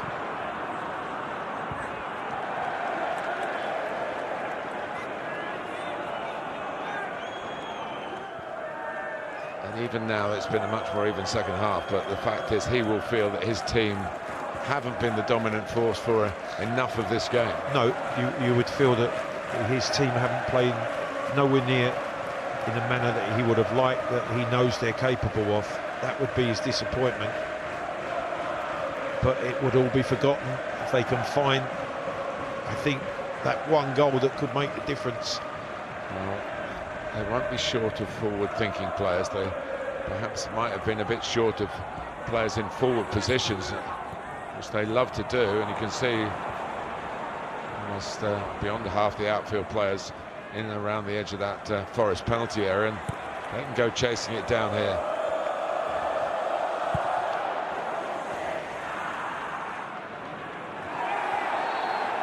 Stupinian, but he was fouled.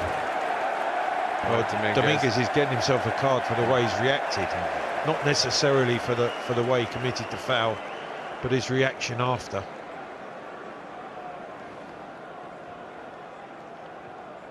Argentine international,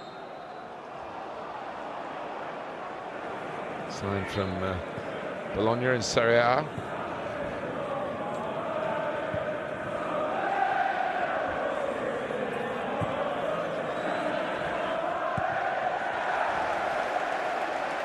Diego Gomez trying to get forward.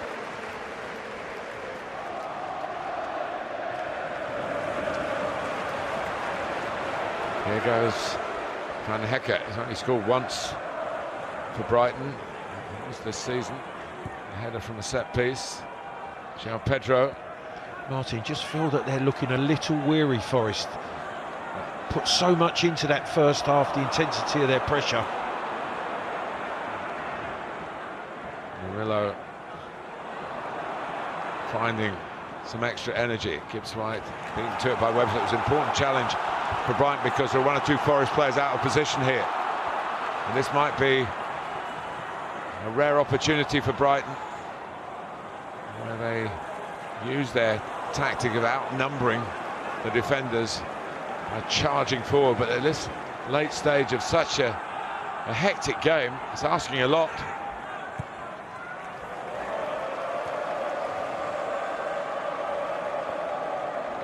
Just for a second there was an opportunity for exactly that, because Murillo had got caught upfield, he got dispossessed, he ended up staying on the floor, and the blue shirt swarmed forward, but João Pedro just couldn't keep possession of the ball. So, nice ball into the feet of Gibbs White. Alanga waiting in the middle. This is Hudson-Odoi. We got a winner recently at home to Manchester City by coming in that sort of position. Good believer block there as Hudson-Odoi cut in from the left side. Aina.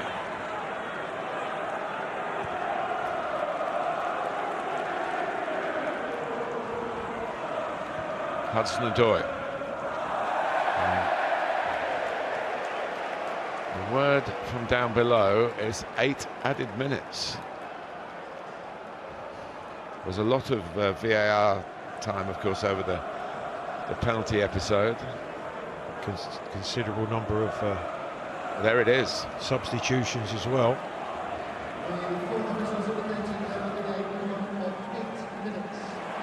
Plenty of time for a winner.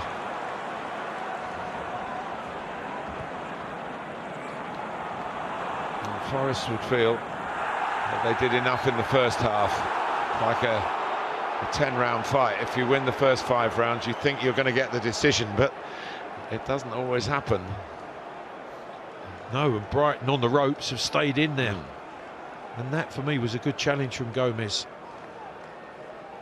Played the ball, did catch Anderson.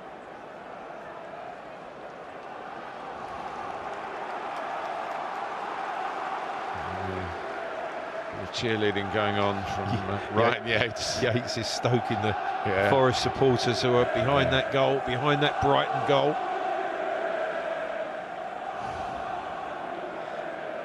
And you wonder why 3 players are needed out there unless they're going to go short with it, which is what they do. In towards Milankovic, and round the back came Murillo. And Verbruggen slips when he clears it, but gets enough contact to try and get Gruder away. Martin, it was a chance at the back post, it really was.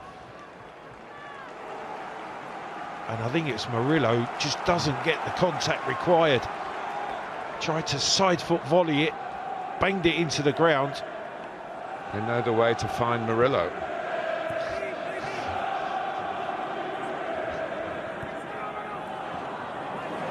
Here is Baliba. Adingra.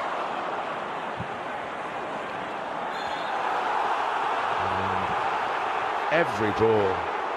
Well, Dominguez has got to be careful, because he was fouled, but then his reaction to the referee. Well, in games like this, you can understand the players being heated up, but this is where your professional brain has to kick in and calm yourself down. Yeah, there's a foul. He's given the foul, but look at the way he reacts. And the referee, he has been booked. He has to be careful. There was one in the earlier quarter-final involving a very fine young England player, Adam Wharton. He was on the winning side with Crystal Palace, but could have spoilt the day for them. He got away with what would have been a second yellow card, perhaps. Maybe 7 times out of 10.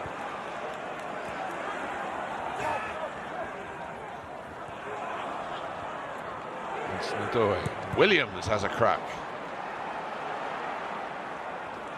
3 of the extra 8 minutes have gone, and the players aren't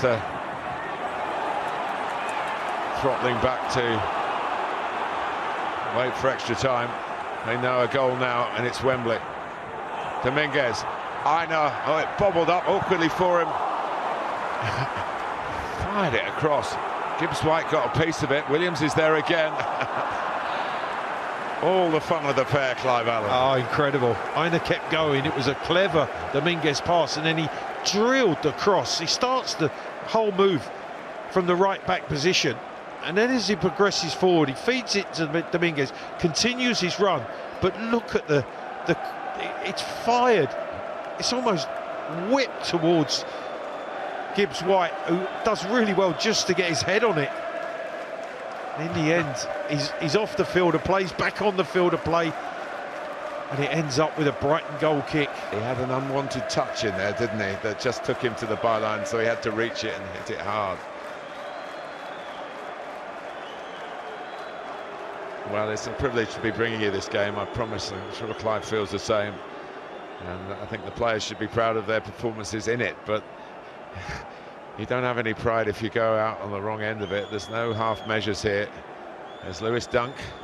No, winning's everything now, and losing is devastation. Webster on the floor. Look, it was holding that left hamstring. Dunk would be a like-for-like replacement. Yes, that would be 5 substitutes used by Brighton. Forest have still got a few more cards to play. Here we have the tactical timeout again.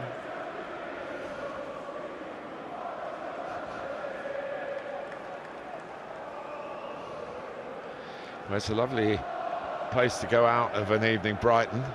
And the fans if you win. Well, yes. And there'll be some winning fans going out in Brighton tonight, but the point I was going to make, that it might be a bit later arriving at their chosen destinations. Yeah, that 7:30 table is going to have to be put back. It is. Well, if he has just pulled that left hamstring, I'd be surprised if Webster will carry on. It does give the players the opportunity, and the coaches an opportunity, as you said, Martin. I'm not against it, it's just not in the laws of the game, and if they bring in a law to say this can happen, there's a lot of American influence in the top level of English football now, and in American sports it's just accepted as part of it, as long as it's not too often. Yeah, and too long as well. And too long, yeah, if you have the watch on it. But of course with an injury, then the only thing you can do is stop the players going over. It would be a fool's errand, really. Yeah, and this is a genuine injury. It's not gamesmanship. Yeah, I think that might be the end of Webster's night.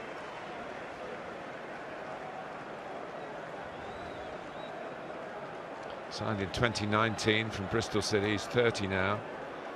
Over 150 games for the club. He hasn't always been in the team, but when he's been called upon, and he's had long spells when he has been in the team, hence the captain's armband. But it's, well, you can see Fabian Hursley. He wants an answer. He wants to know whether his captain can continue. Well, there was a time. I think you might just have seen the medical message going back. He can't carry on, and Webster saying, "Yes, I can." Yeah. Of course, it always used to be the players' shout, but of course that led some into returns that were very unwise, particularly with head injuries. But Webster is a warrior, and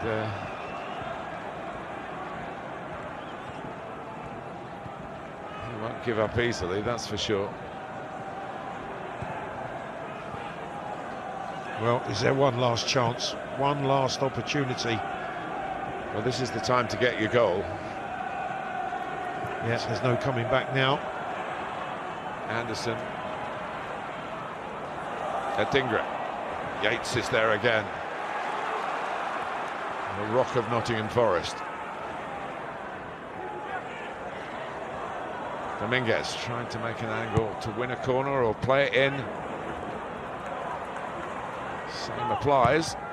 Plays it in for a second time. Yates.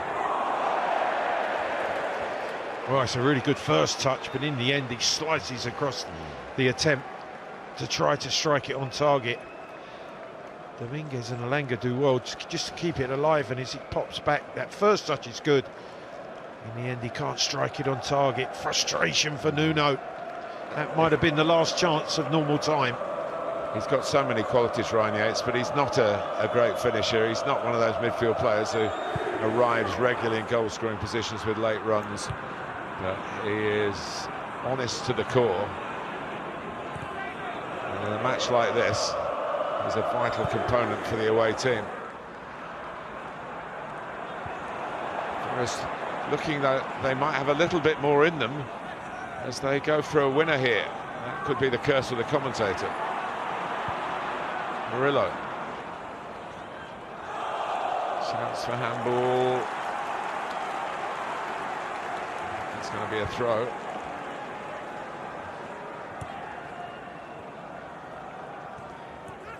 And then I'll be saying, get the ball in the box. You don't want to be passing it out here when the final whistle goes, when you've got an attack in this part of the pitch.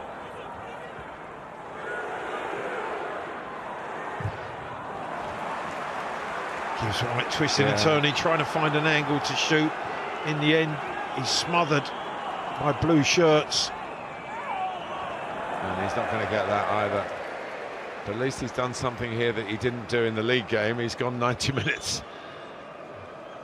And he got red carded for over-exuberance, a challenge that was born of desire to try and win that particular game. It's just poor judgment, really. Poor technique. It's not something you accuse him of very often.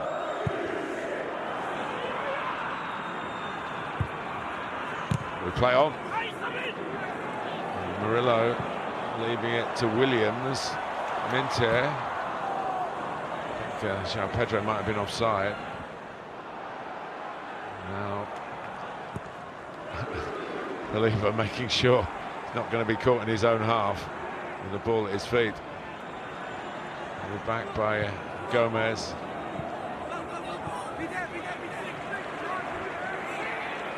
Well, tomorrow we lose an hour. The clocks go back tonight. They'll go forward rather tonight.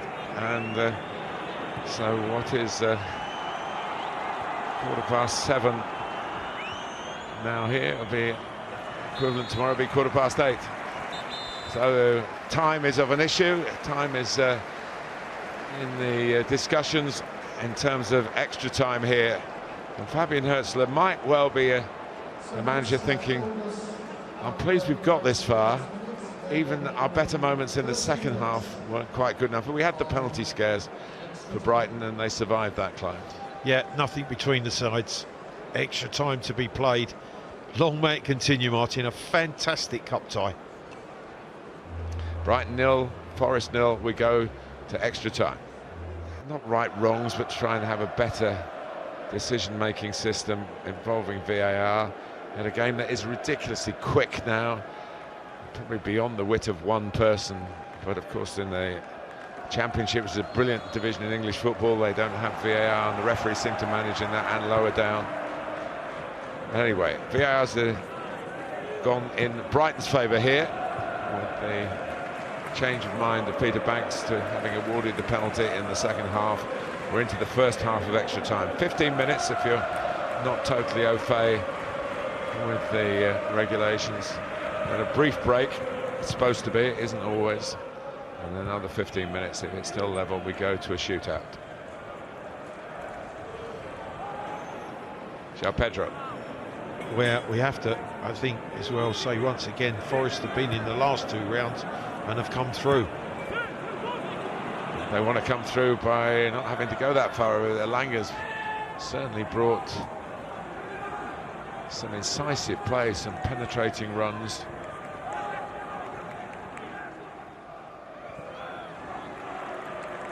And if you have to be a substitute, I guess the time is to come on when your team really needs you, and you can be the hero, and he's got every chance of being that hero with his abilities. Well, so often the substitutes are the ones that do make that difference, the impact, the opportunity that presents itself.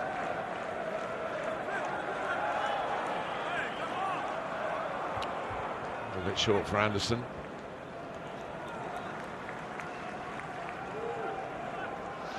Always feel that just at the start of extra time, everything just calms down, goes a little flat.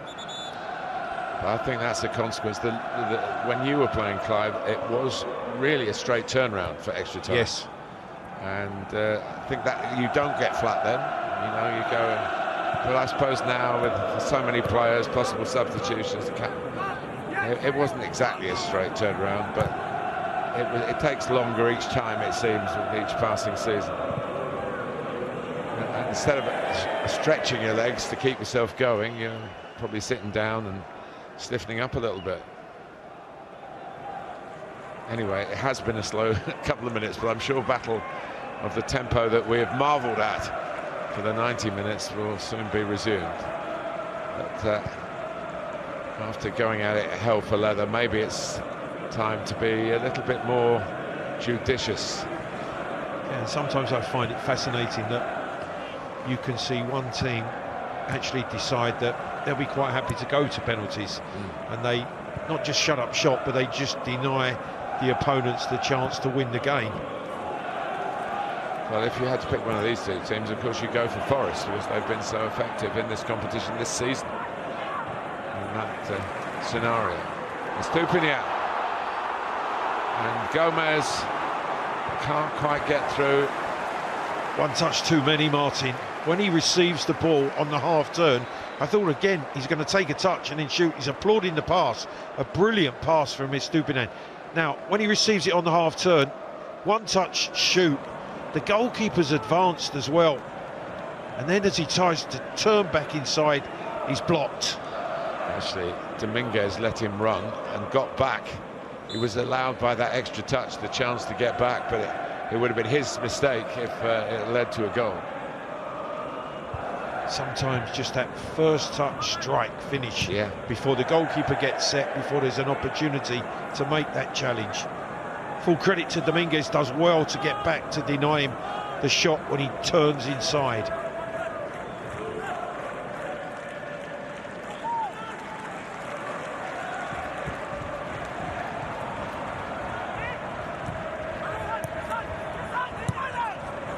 There's Gomez. Back to a few touches to get him attuned to the pace of this frantic cup tie.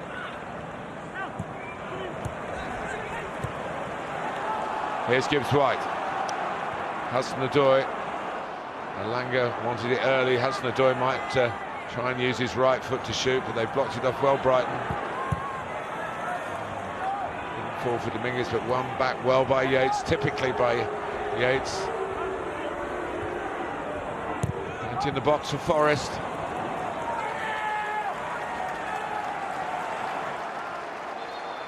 Just wouldn't quite fall right for Forest there when Hudson-Odoi cuts that ball back square.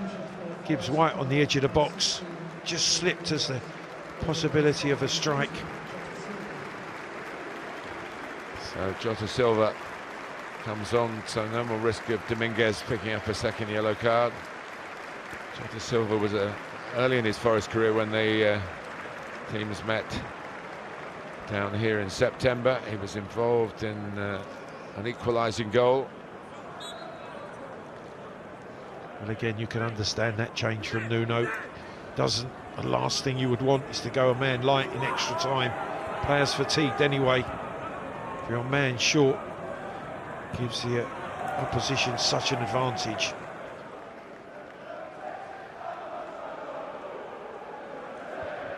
And I think so many times if a team does go a man down, they then play for penalties. It becomes they become resilient. They just try to get to that penalty shootout. So Nico Williams. Holds it as far as he can. Van Hecke again does well. There's a race on here, and Murillo has got that chunky frame for a centre-back. It gives him a lot of running power. And had the look of a man who didn't really want to have to make that run, but he knew he had to, and he did it well. It's given away to Gruder here. And Yates yellow. Yeah. He knows. We say it so often, taking one for the team. Whoever was in that position had to make the foul. Yeah, I think it was Gibbs-White that gave the ball away, and then Yates running back. The only thing he could do was make sure, you can see, not only tackle him with his right boot, but pulling him down by the scruff of the neck. Absolutely taking one for the team.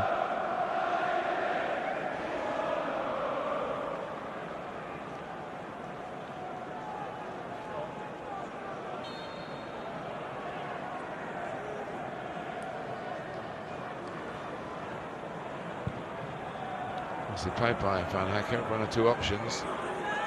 And to Gruder, who want to get it onto his left foot. Oh, and he didn't need to take an extra touch, he felt. And Gomez had the shot, Estupinan's there. And Minter coming in at the far post. Hope sprang eternal, but it disappeared. Another chance for Gomez there in that build-up. He took a touch and tried to get the shot away quickly. That's twice he's popped up in the Forest box with half chances. It's not scored yet for Brighton. It'd be a good time to open his account. Part of this amazing global recruitment policy that they have at this football club.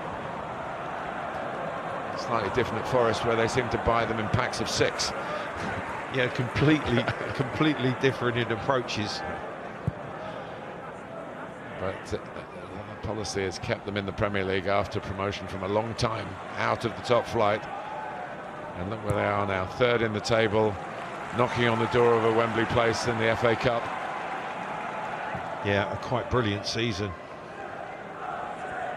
Minter, Williams pretty much won that battle by and large. He tries to set Elanga away. He picked the pocket of Van Hecke. Hudson-Odoi. Elanga goes for the crossing in that position where he might have cut in and had a right-footed shot.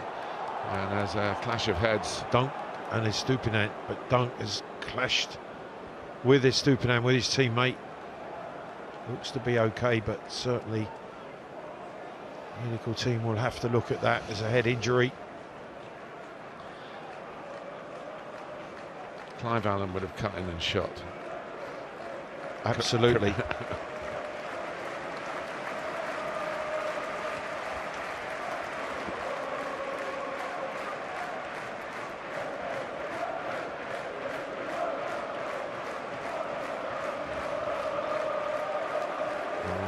Dunk's okay. And Estupinan was the luckier of the two, actually.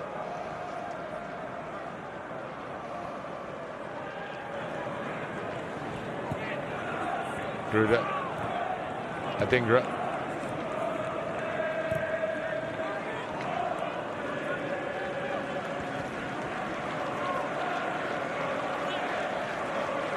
Now Hitchwood.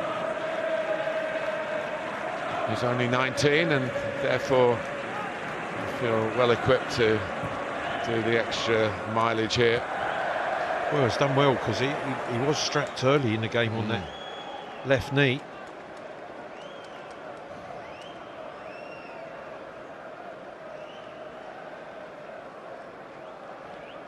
Williams got a Premier League winners medal when his time at Liverpool. Played enough games.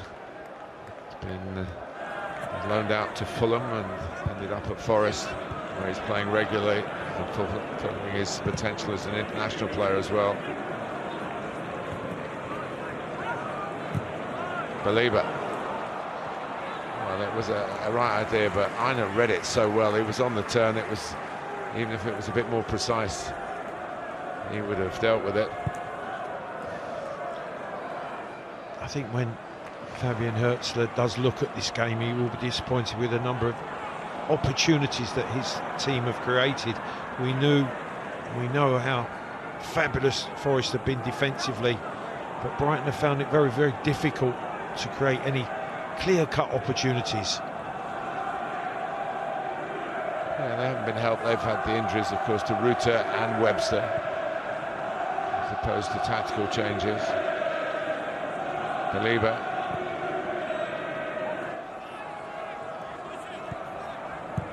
Diego Gomez with the pass. Belieber prodding at it, turning it into a shot, really. Yeah, looked tired, a tired attempt to just feed that ball forward from Belieber. But when you have Danny Welbeck leading the line in the first half, you don't create him one opportunity, even a half chance, and then João Pedro, since being introduced, hasn't had an opportunity on goal.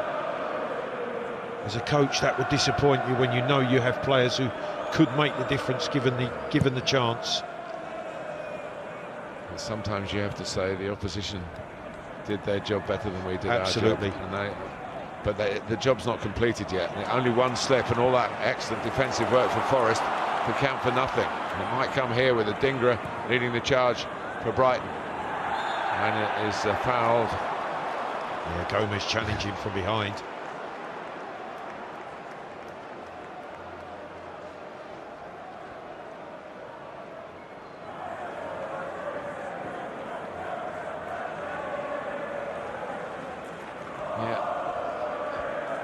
Just a little bit untidy.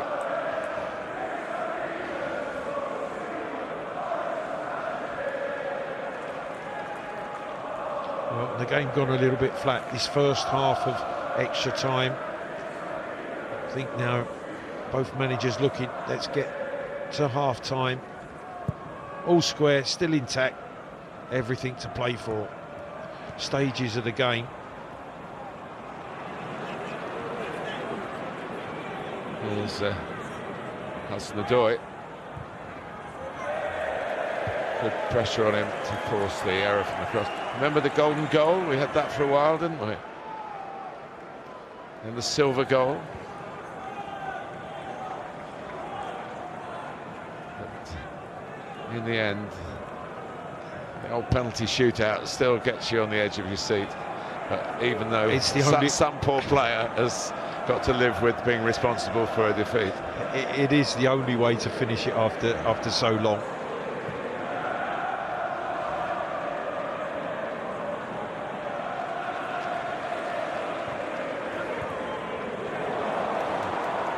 Here's Gruder, still going. That was a barnstorming challenge from Williams, knowing the fans would like it, and probably hoping the referee would. Yeah, absolutely.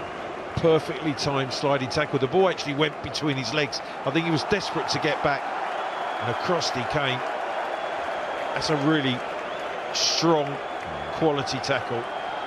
And thankfully, at a time where some of the tackling's taken out, it's still seen as legitimate.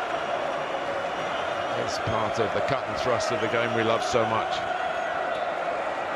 So a corner taken by Estupinian. Will this be the big moment for Brighton? And the ball's in the net from Hinchelwood, but the whistle had long gone. Yeah, early blow of the whistle from Peter Banks.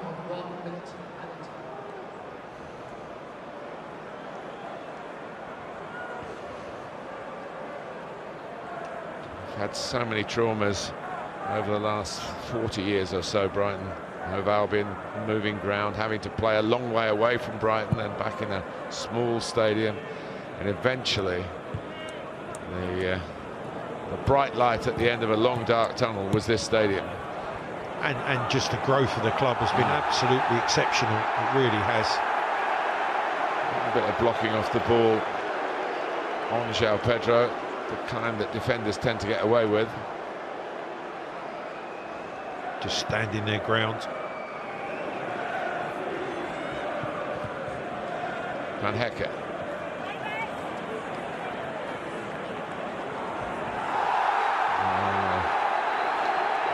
poor challenge. That was a poor challenge. By Murillo, was it? Yeah, he stepped in. He just crashed into Gruda. Just watch as he takes off. Yeah, he clearly just steps forward and checks his run.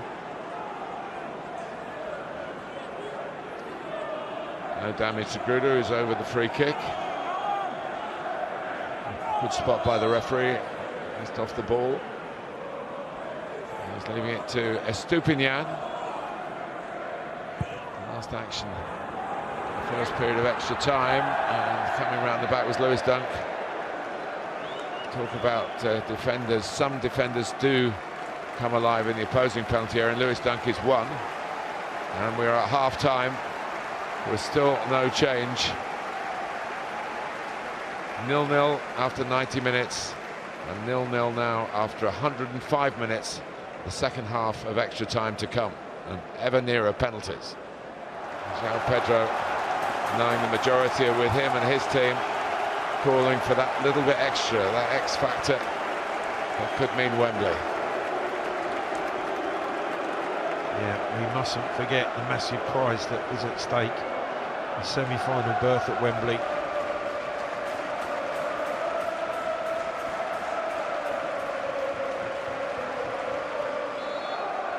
Here we go into the second period of extra time. Two worthy rivals, giving a quarter-final worthy of this wonderful old competition. Adingra.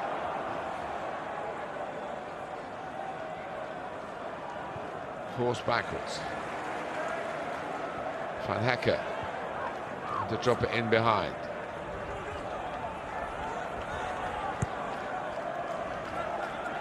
Forrest trying to push out a little bit. Van Hecke. Plenty of Brighton players around the ball. A shout for handball.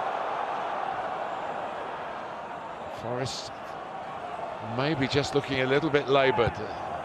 Yeah, just dropping off, dropping deep into their own 18-yard box. Not having that physical intensity that they've had.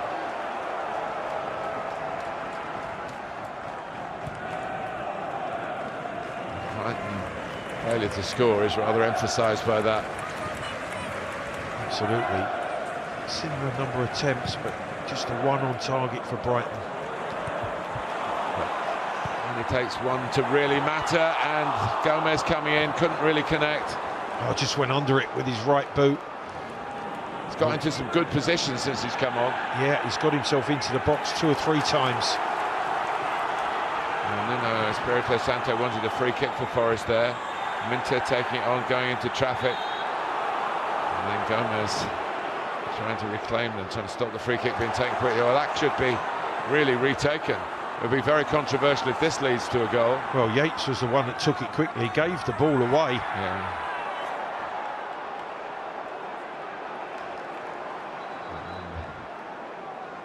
Gomez is down. It's worth another look, this. Just bounces just in front of him. And it's just trying to keep over the top of the ball, off of his right shin. It would have been a very long half volley, wouldn't it? It had to really reach out sideways. A really difficult ball to execute. Yeah.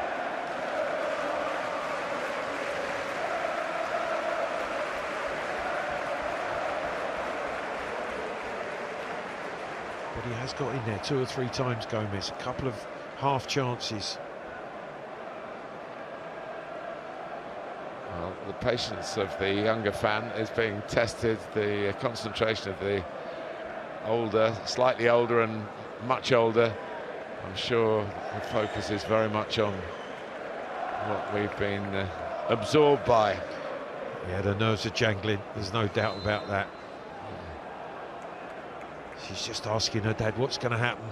Are we going to win? Who's going to take the penalties, Dad? Exactly. Yeah. It's coming to that point. But here's Van Hecke.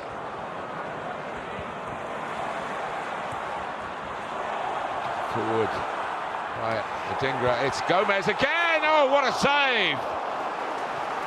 What a save from a header that looked as though it was going to give the goal a very late but first goal. Really good Brighton move. Groda gets to the byline, chips it back, stands it up. Gomez again finds himself unmarked on the penalty spot, powers the header. Brilliant save, tipped over by Sells. There's a Brighton corner early in the second period of extra time, but late in the evening here in this FA Cup quarter-final. Stupinian makes it. It's never easy when in fact Sells, I think, would have got a free kick for that, but goalkeepers have a knack of making it look easy. It was a lovely delivery. Stands the ball up, Gomez rises, powers it back where it comes from. It's going under the crossbar, and Sells fingertipped it over. That is a big moment in this game. It looks even better every angle you see it from. Here come Brighton again. Maybe this is their time. Emerging late on the scene. Sells has to parry it from Adingra. Dunk. Yeah, doesn't feel he can catch it. Sells parries it away. Elanga thought he was fouled. That could have gone Forest's way. One from Gruder. And Williams pointing at the ball and then turning around to see a card. Well, he's saying he played the ball. We'll see it from this angle. Adingra. No, that's a foul. Nowhere near playing the ball. Referee's right. Williams yellow card.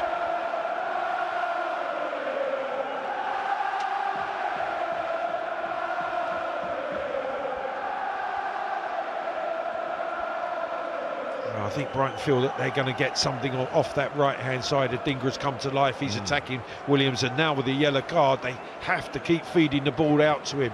Deep into the contest, Clive, would you say this is possibly Brighton's best consistent spell in the whole time? Yeah, I think this is the first time really that they're asking some serious questions of Forest defensively.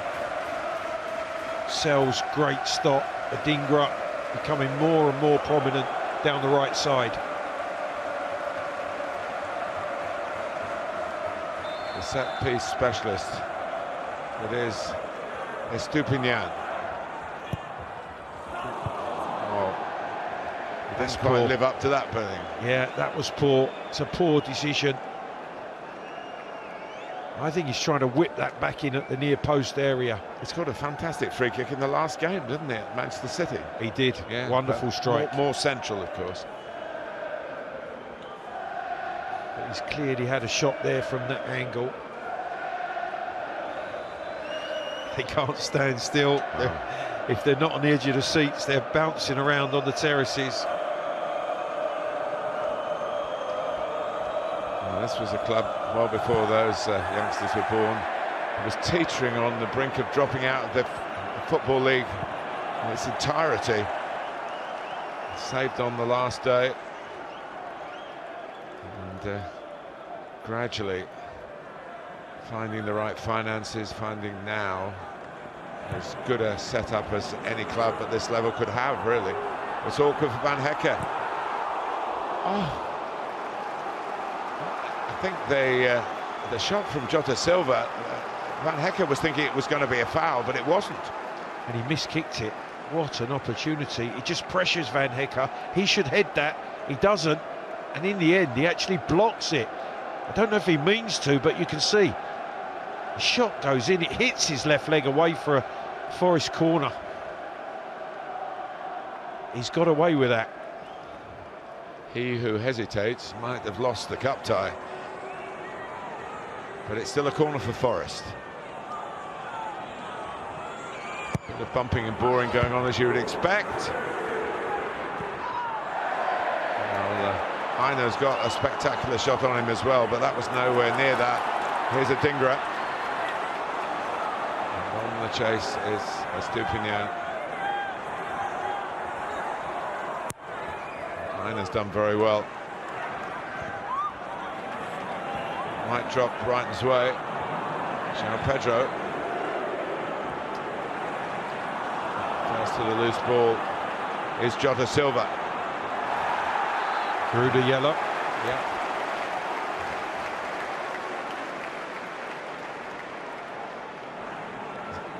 Just a little bit of fatigue. Players are getting caught just the wrong side of their immediate opponent, having to, as we saw with Ryan Yates earlier, having to take more drastic action than they would really want to. Aina. In this epic encounter here in the FA Cup quarter-final.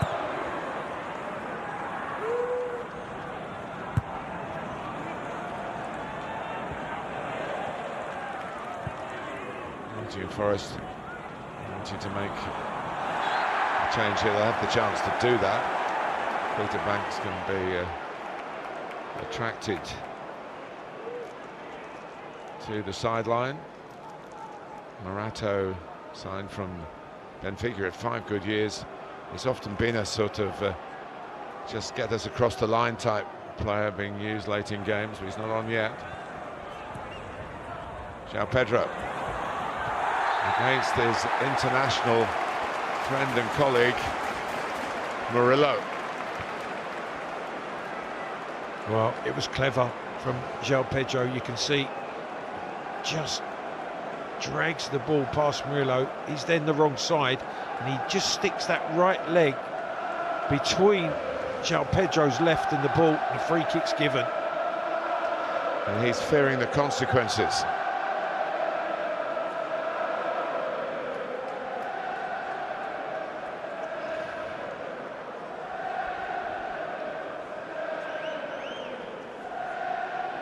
Well, with only about 5 minutes left, Martin, I wonder if the coaches are already looking. They have to be anticipating penalty kicks and who they have on the field of play to take those 5-spot kicks.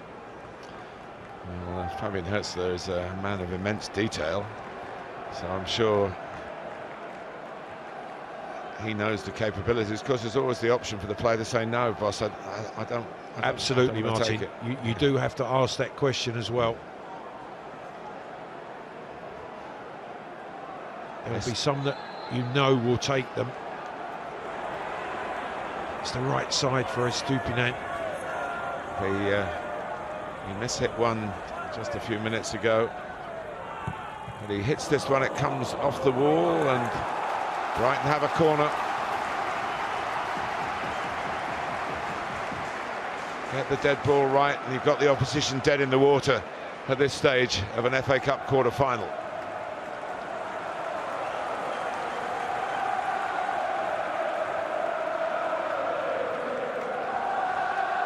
Dunk, over 30 goals in his Brighton career.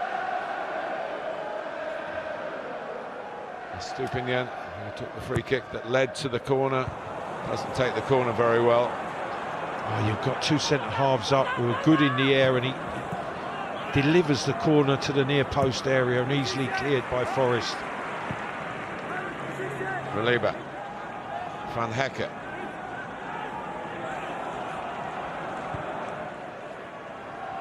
Now Dunk. Forest sitting in, hoping that they might spring and get Elanga or Hudson-Odoi in a breakaway. We've got to get the ball first.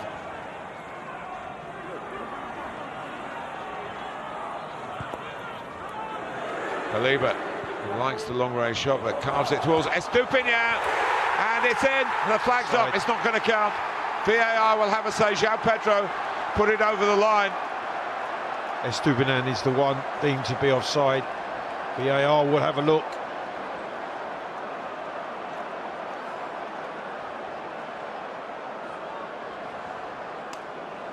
Here we go.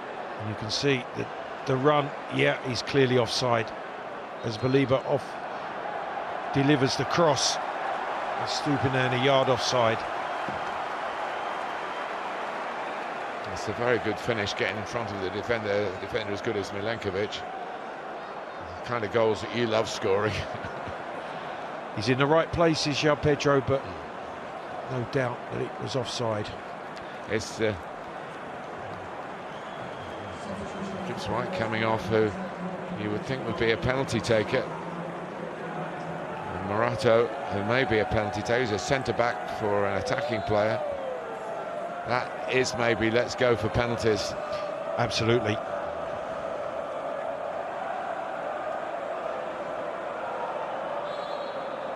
Brought to Nottingham Forest on a 5-year contract.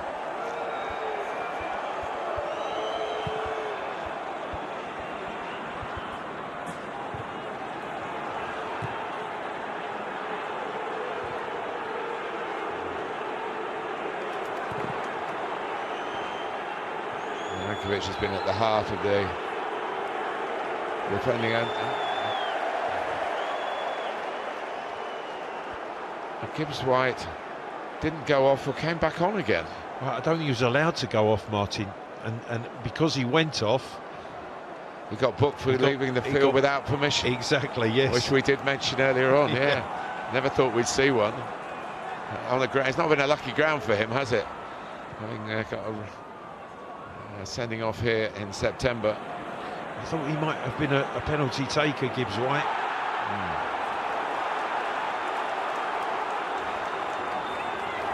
João Pedro, he's got Minte out with him. João Pedro's still going. And they got to him in the end. Just took an extra stride. Brighton come again. Fierce, feisty FA Cup tie right to the final whistle here. And the setting up of the shootout. Adingra. Here's Minte. And they're a little lucky that didn't go out for a corner in it. Unfortunately, that his block clearance fell to a red shirt. It's added time to extra time. They've been at it right from the off. Forest very much the better team in the first half of the 90 minutes. Been more level pegging since then. Brighton probably grown into their best spells in extra time.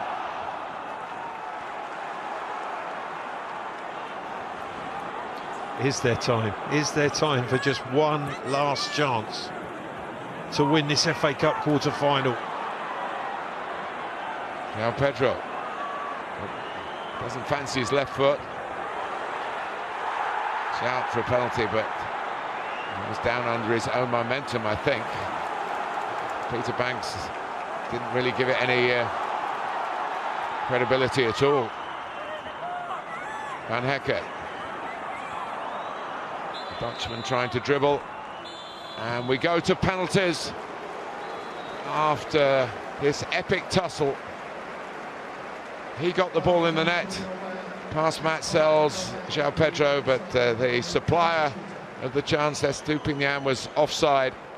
And yet again, Nottingham Forest in this FA Cup run find themselves involved in a penalty shootout. They saw off Exeter. They saw off Ipswich. Are they now going to see off Brighton and Hove Albion, who will have their own say? And they've got some splendid penalty takers, João Pedro most of all. Here we go with the shootout to decide the place in the semi-final. João Pedro to lead it off for Brighton, and he fired it to where Sells got a touch to it and did well to do that. Yeah, really well struck, and it had to be because Sells went the right way. And he might have even got fingers to it, but couldn't keep this out. Brilliantly struck. Amazing to get that amount of power from such a short run-up.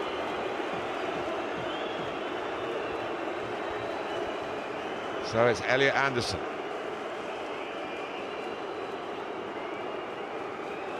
Forest, if memory serves me right, have lost a shootout this season in the Carabao Cup.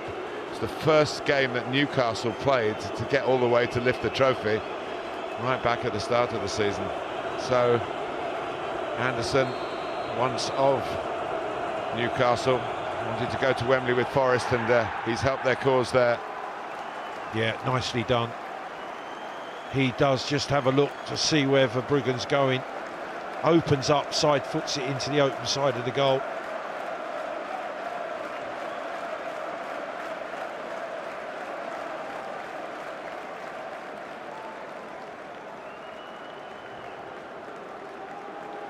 Martin, this could go a long way. There's so little between these two sides. You took the words out of my mouth. But Brian Gruder, the German for the German coach. Got a good left foot. How good is it in this situation? Very good. Yeah, really composed. Acknowledged by Sells, because he's trying to deceive him by dropping away to his left-hand side, and he just waits a split second. Watch here, just stutters before he side-foots the ball. And Sells has gone and rolls it in to the empty net.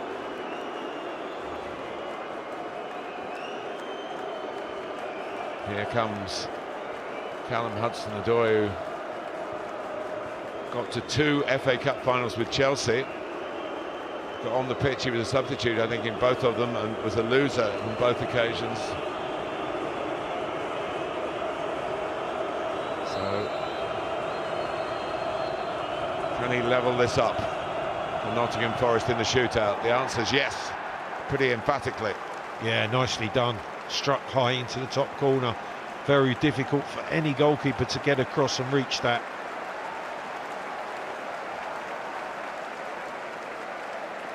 Really good penalties to this point. You take a risk going high, of course, don't you? That it can go too high. But it's very hard for the goalkeepers to go right up into the top corner. Impossible, really. Yeah, you can see Verbruggen at full stretch, and he cannot reach it. Well, the teenager, Jack Hinchelwood, takes on the responsibility here and is saved. He didn't quite get it in the corner. He didn't quite strike it cleanly either, Martin. It was a poorly struck penalty kick, advantage Forest.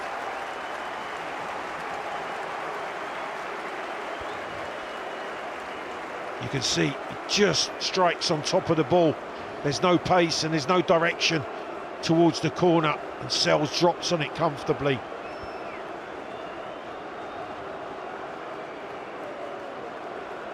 It's in Forest's hands now. The ball's in the court of Nico Williams. Yeah, this is a massive moment in this tie. It really is.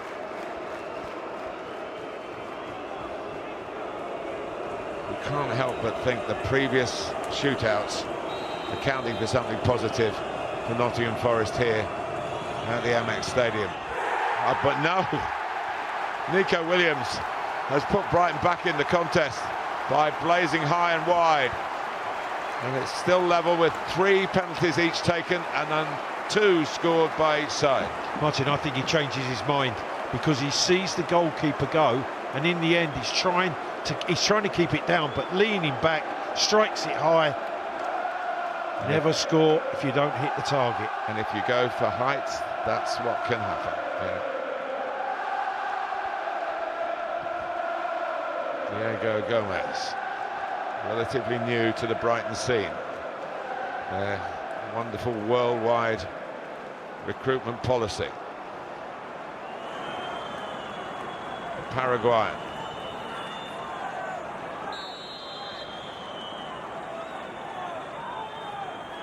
Here he goes.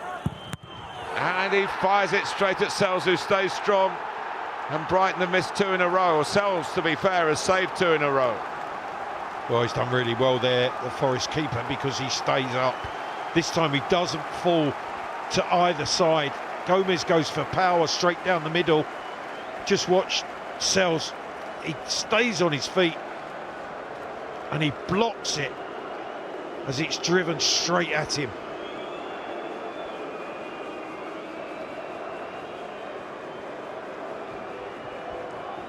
Well, this is a very big penalty for a very big man. Nikola Milenkovic, his first FA Cup tie.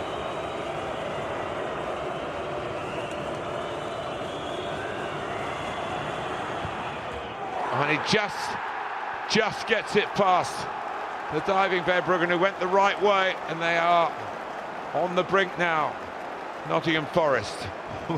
He looked cool, but it was precision. Side-footed, away into the corner. And it just goes under the goalkeeper.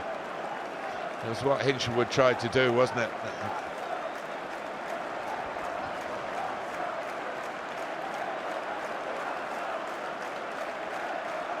Well, Lewis Dunk has to score.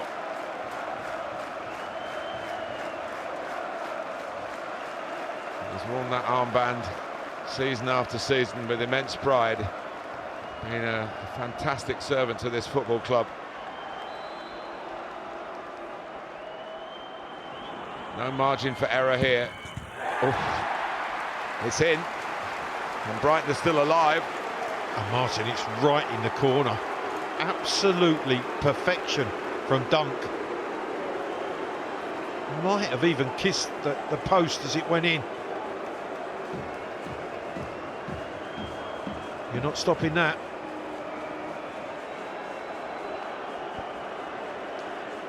So it is the man who wears the Nottingham Forest badge on his shirt and wears the club's emblem on in his heart, really. Ryan Yates. This to send Nottingham Forest to Wembley via yet another penalty shootout route. And he's done it. They prevail, Nottingham Forest, on penalties yet again. But it doesn't matter how you do it, just that you do it. Well, an FA Cup tie that was so close all the way throughout, but Yates, the captain on the day, comes up with the all-important three penalty shootouts won, and they find themselves on the road to Wembley. A semi-final place awaits. It's gone the distance here. But the team that probably had the best spell over the 120 minutes in that first half, Clive, you'd have said at half-time, if you had to call it as a win on the first 45 minutes, Forest were the better side. Yeah, and if you're asking me for the better team overall, I think that it was Forest today. They certainly were the better side in the opening 45 minutes. A response from Brighton in the second, nothing between them during extra time. But in the end, the captain Yates comes up with a precise kick, pressure kick, that makes the difference and is the difference. It's small margins, but it's Nottingham Forest who prevail.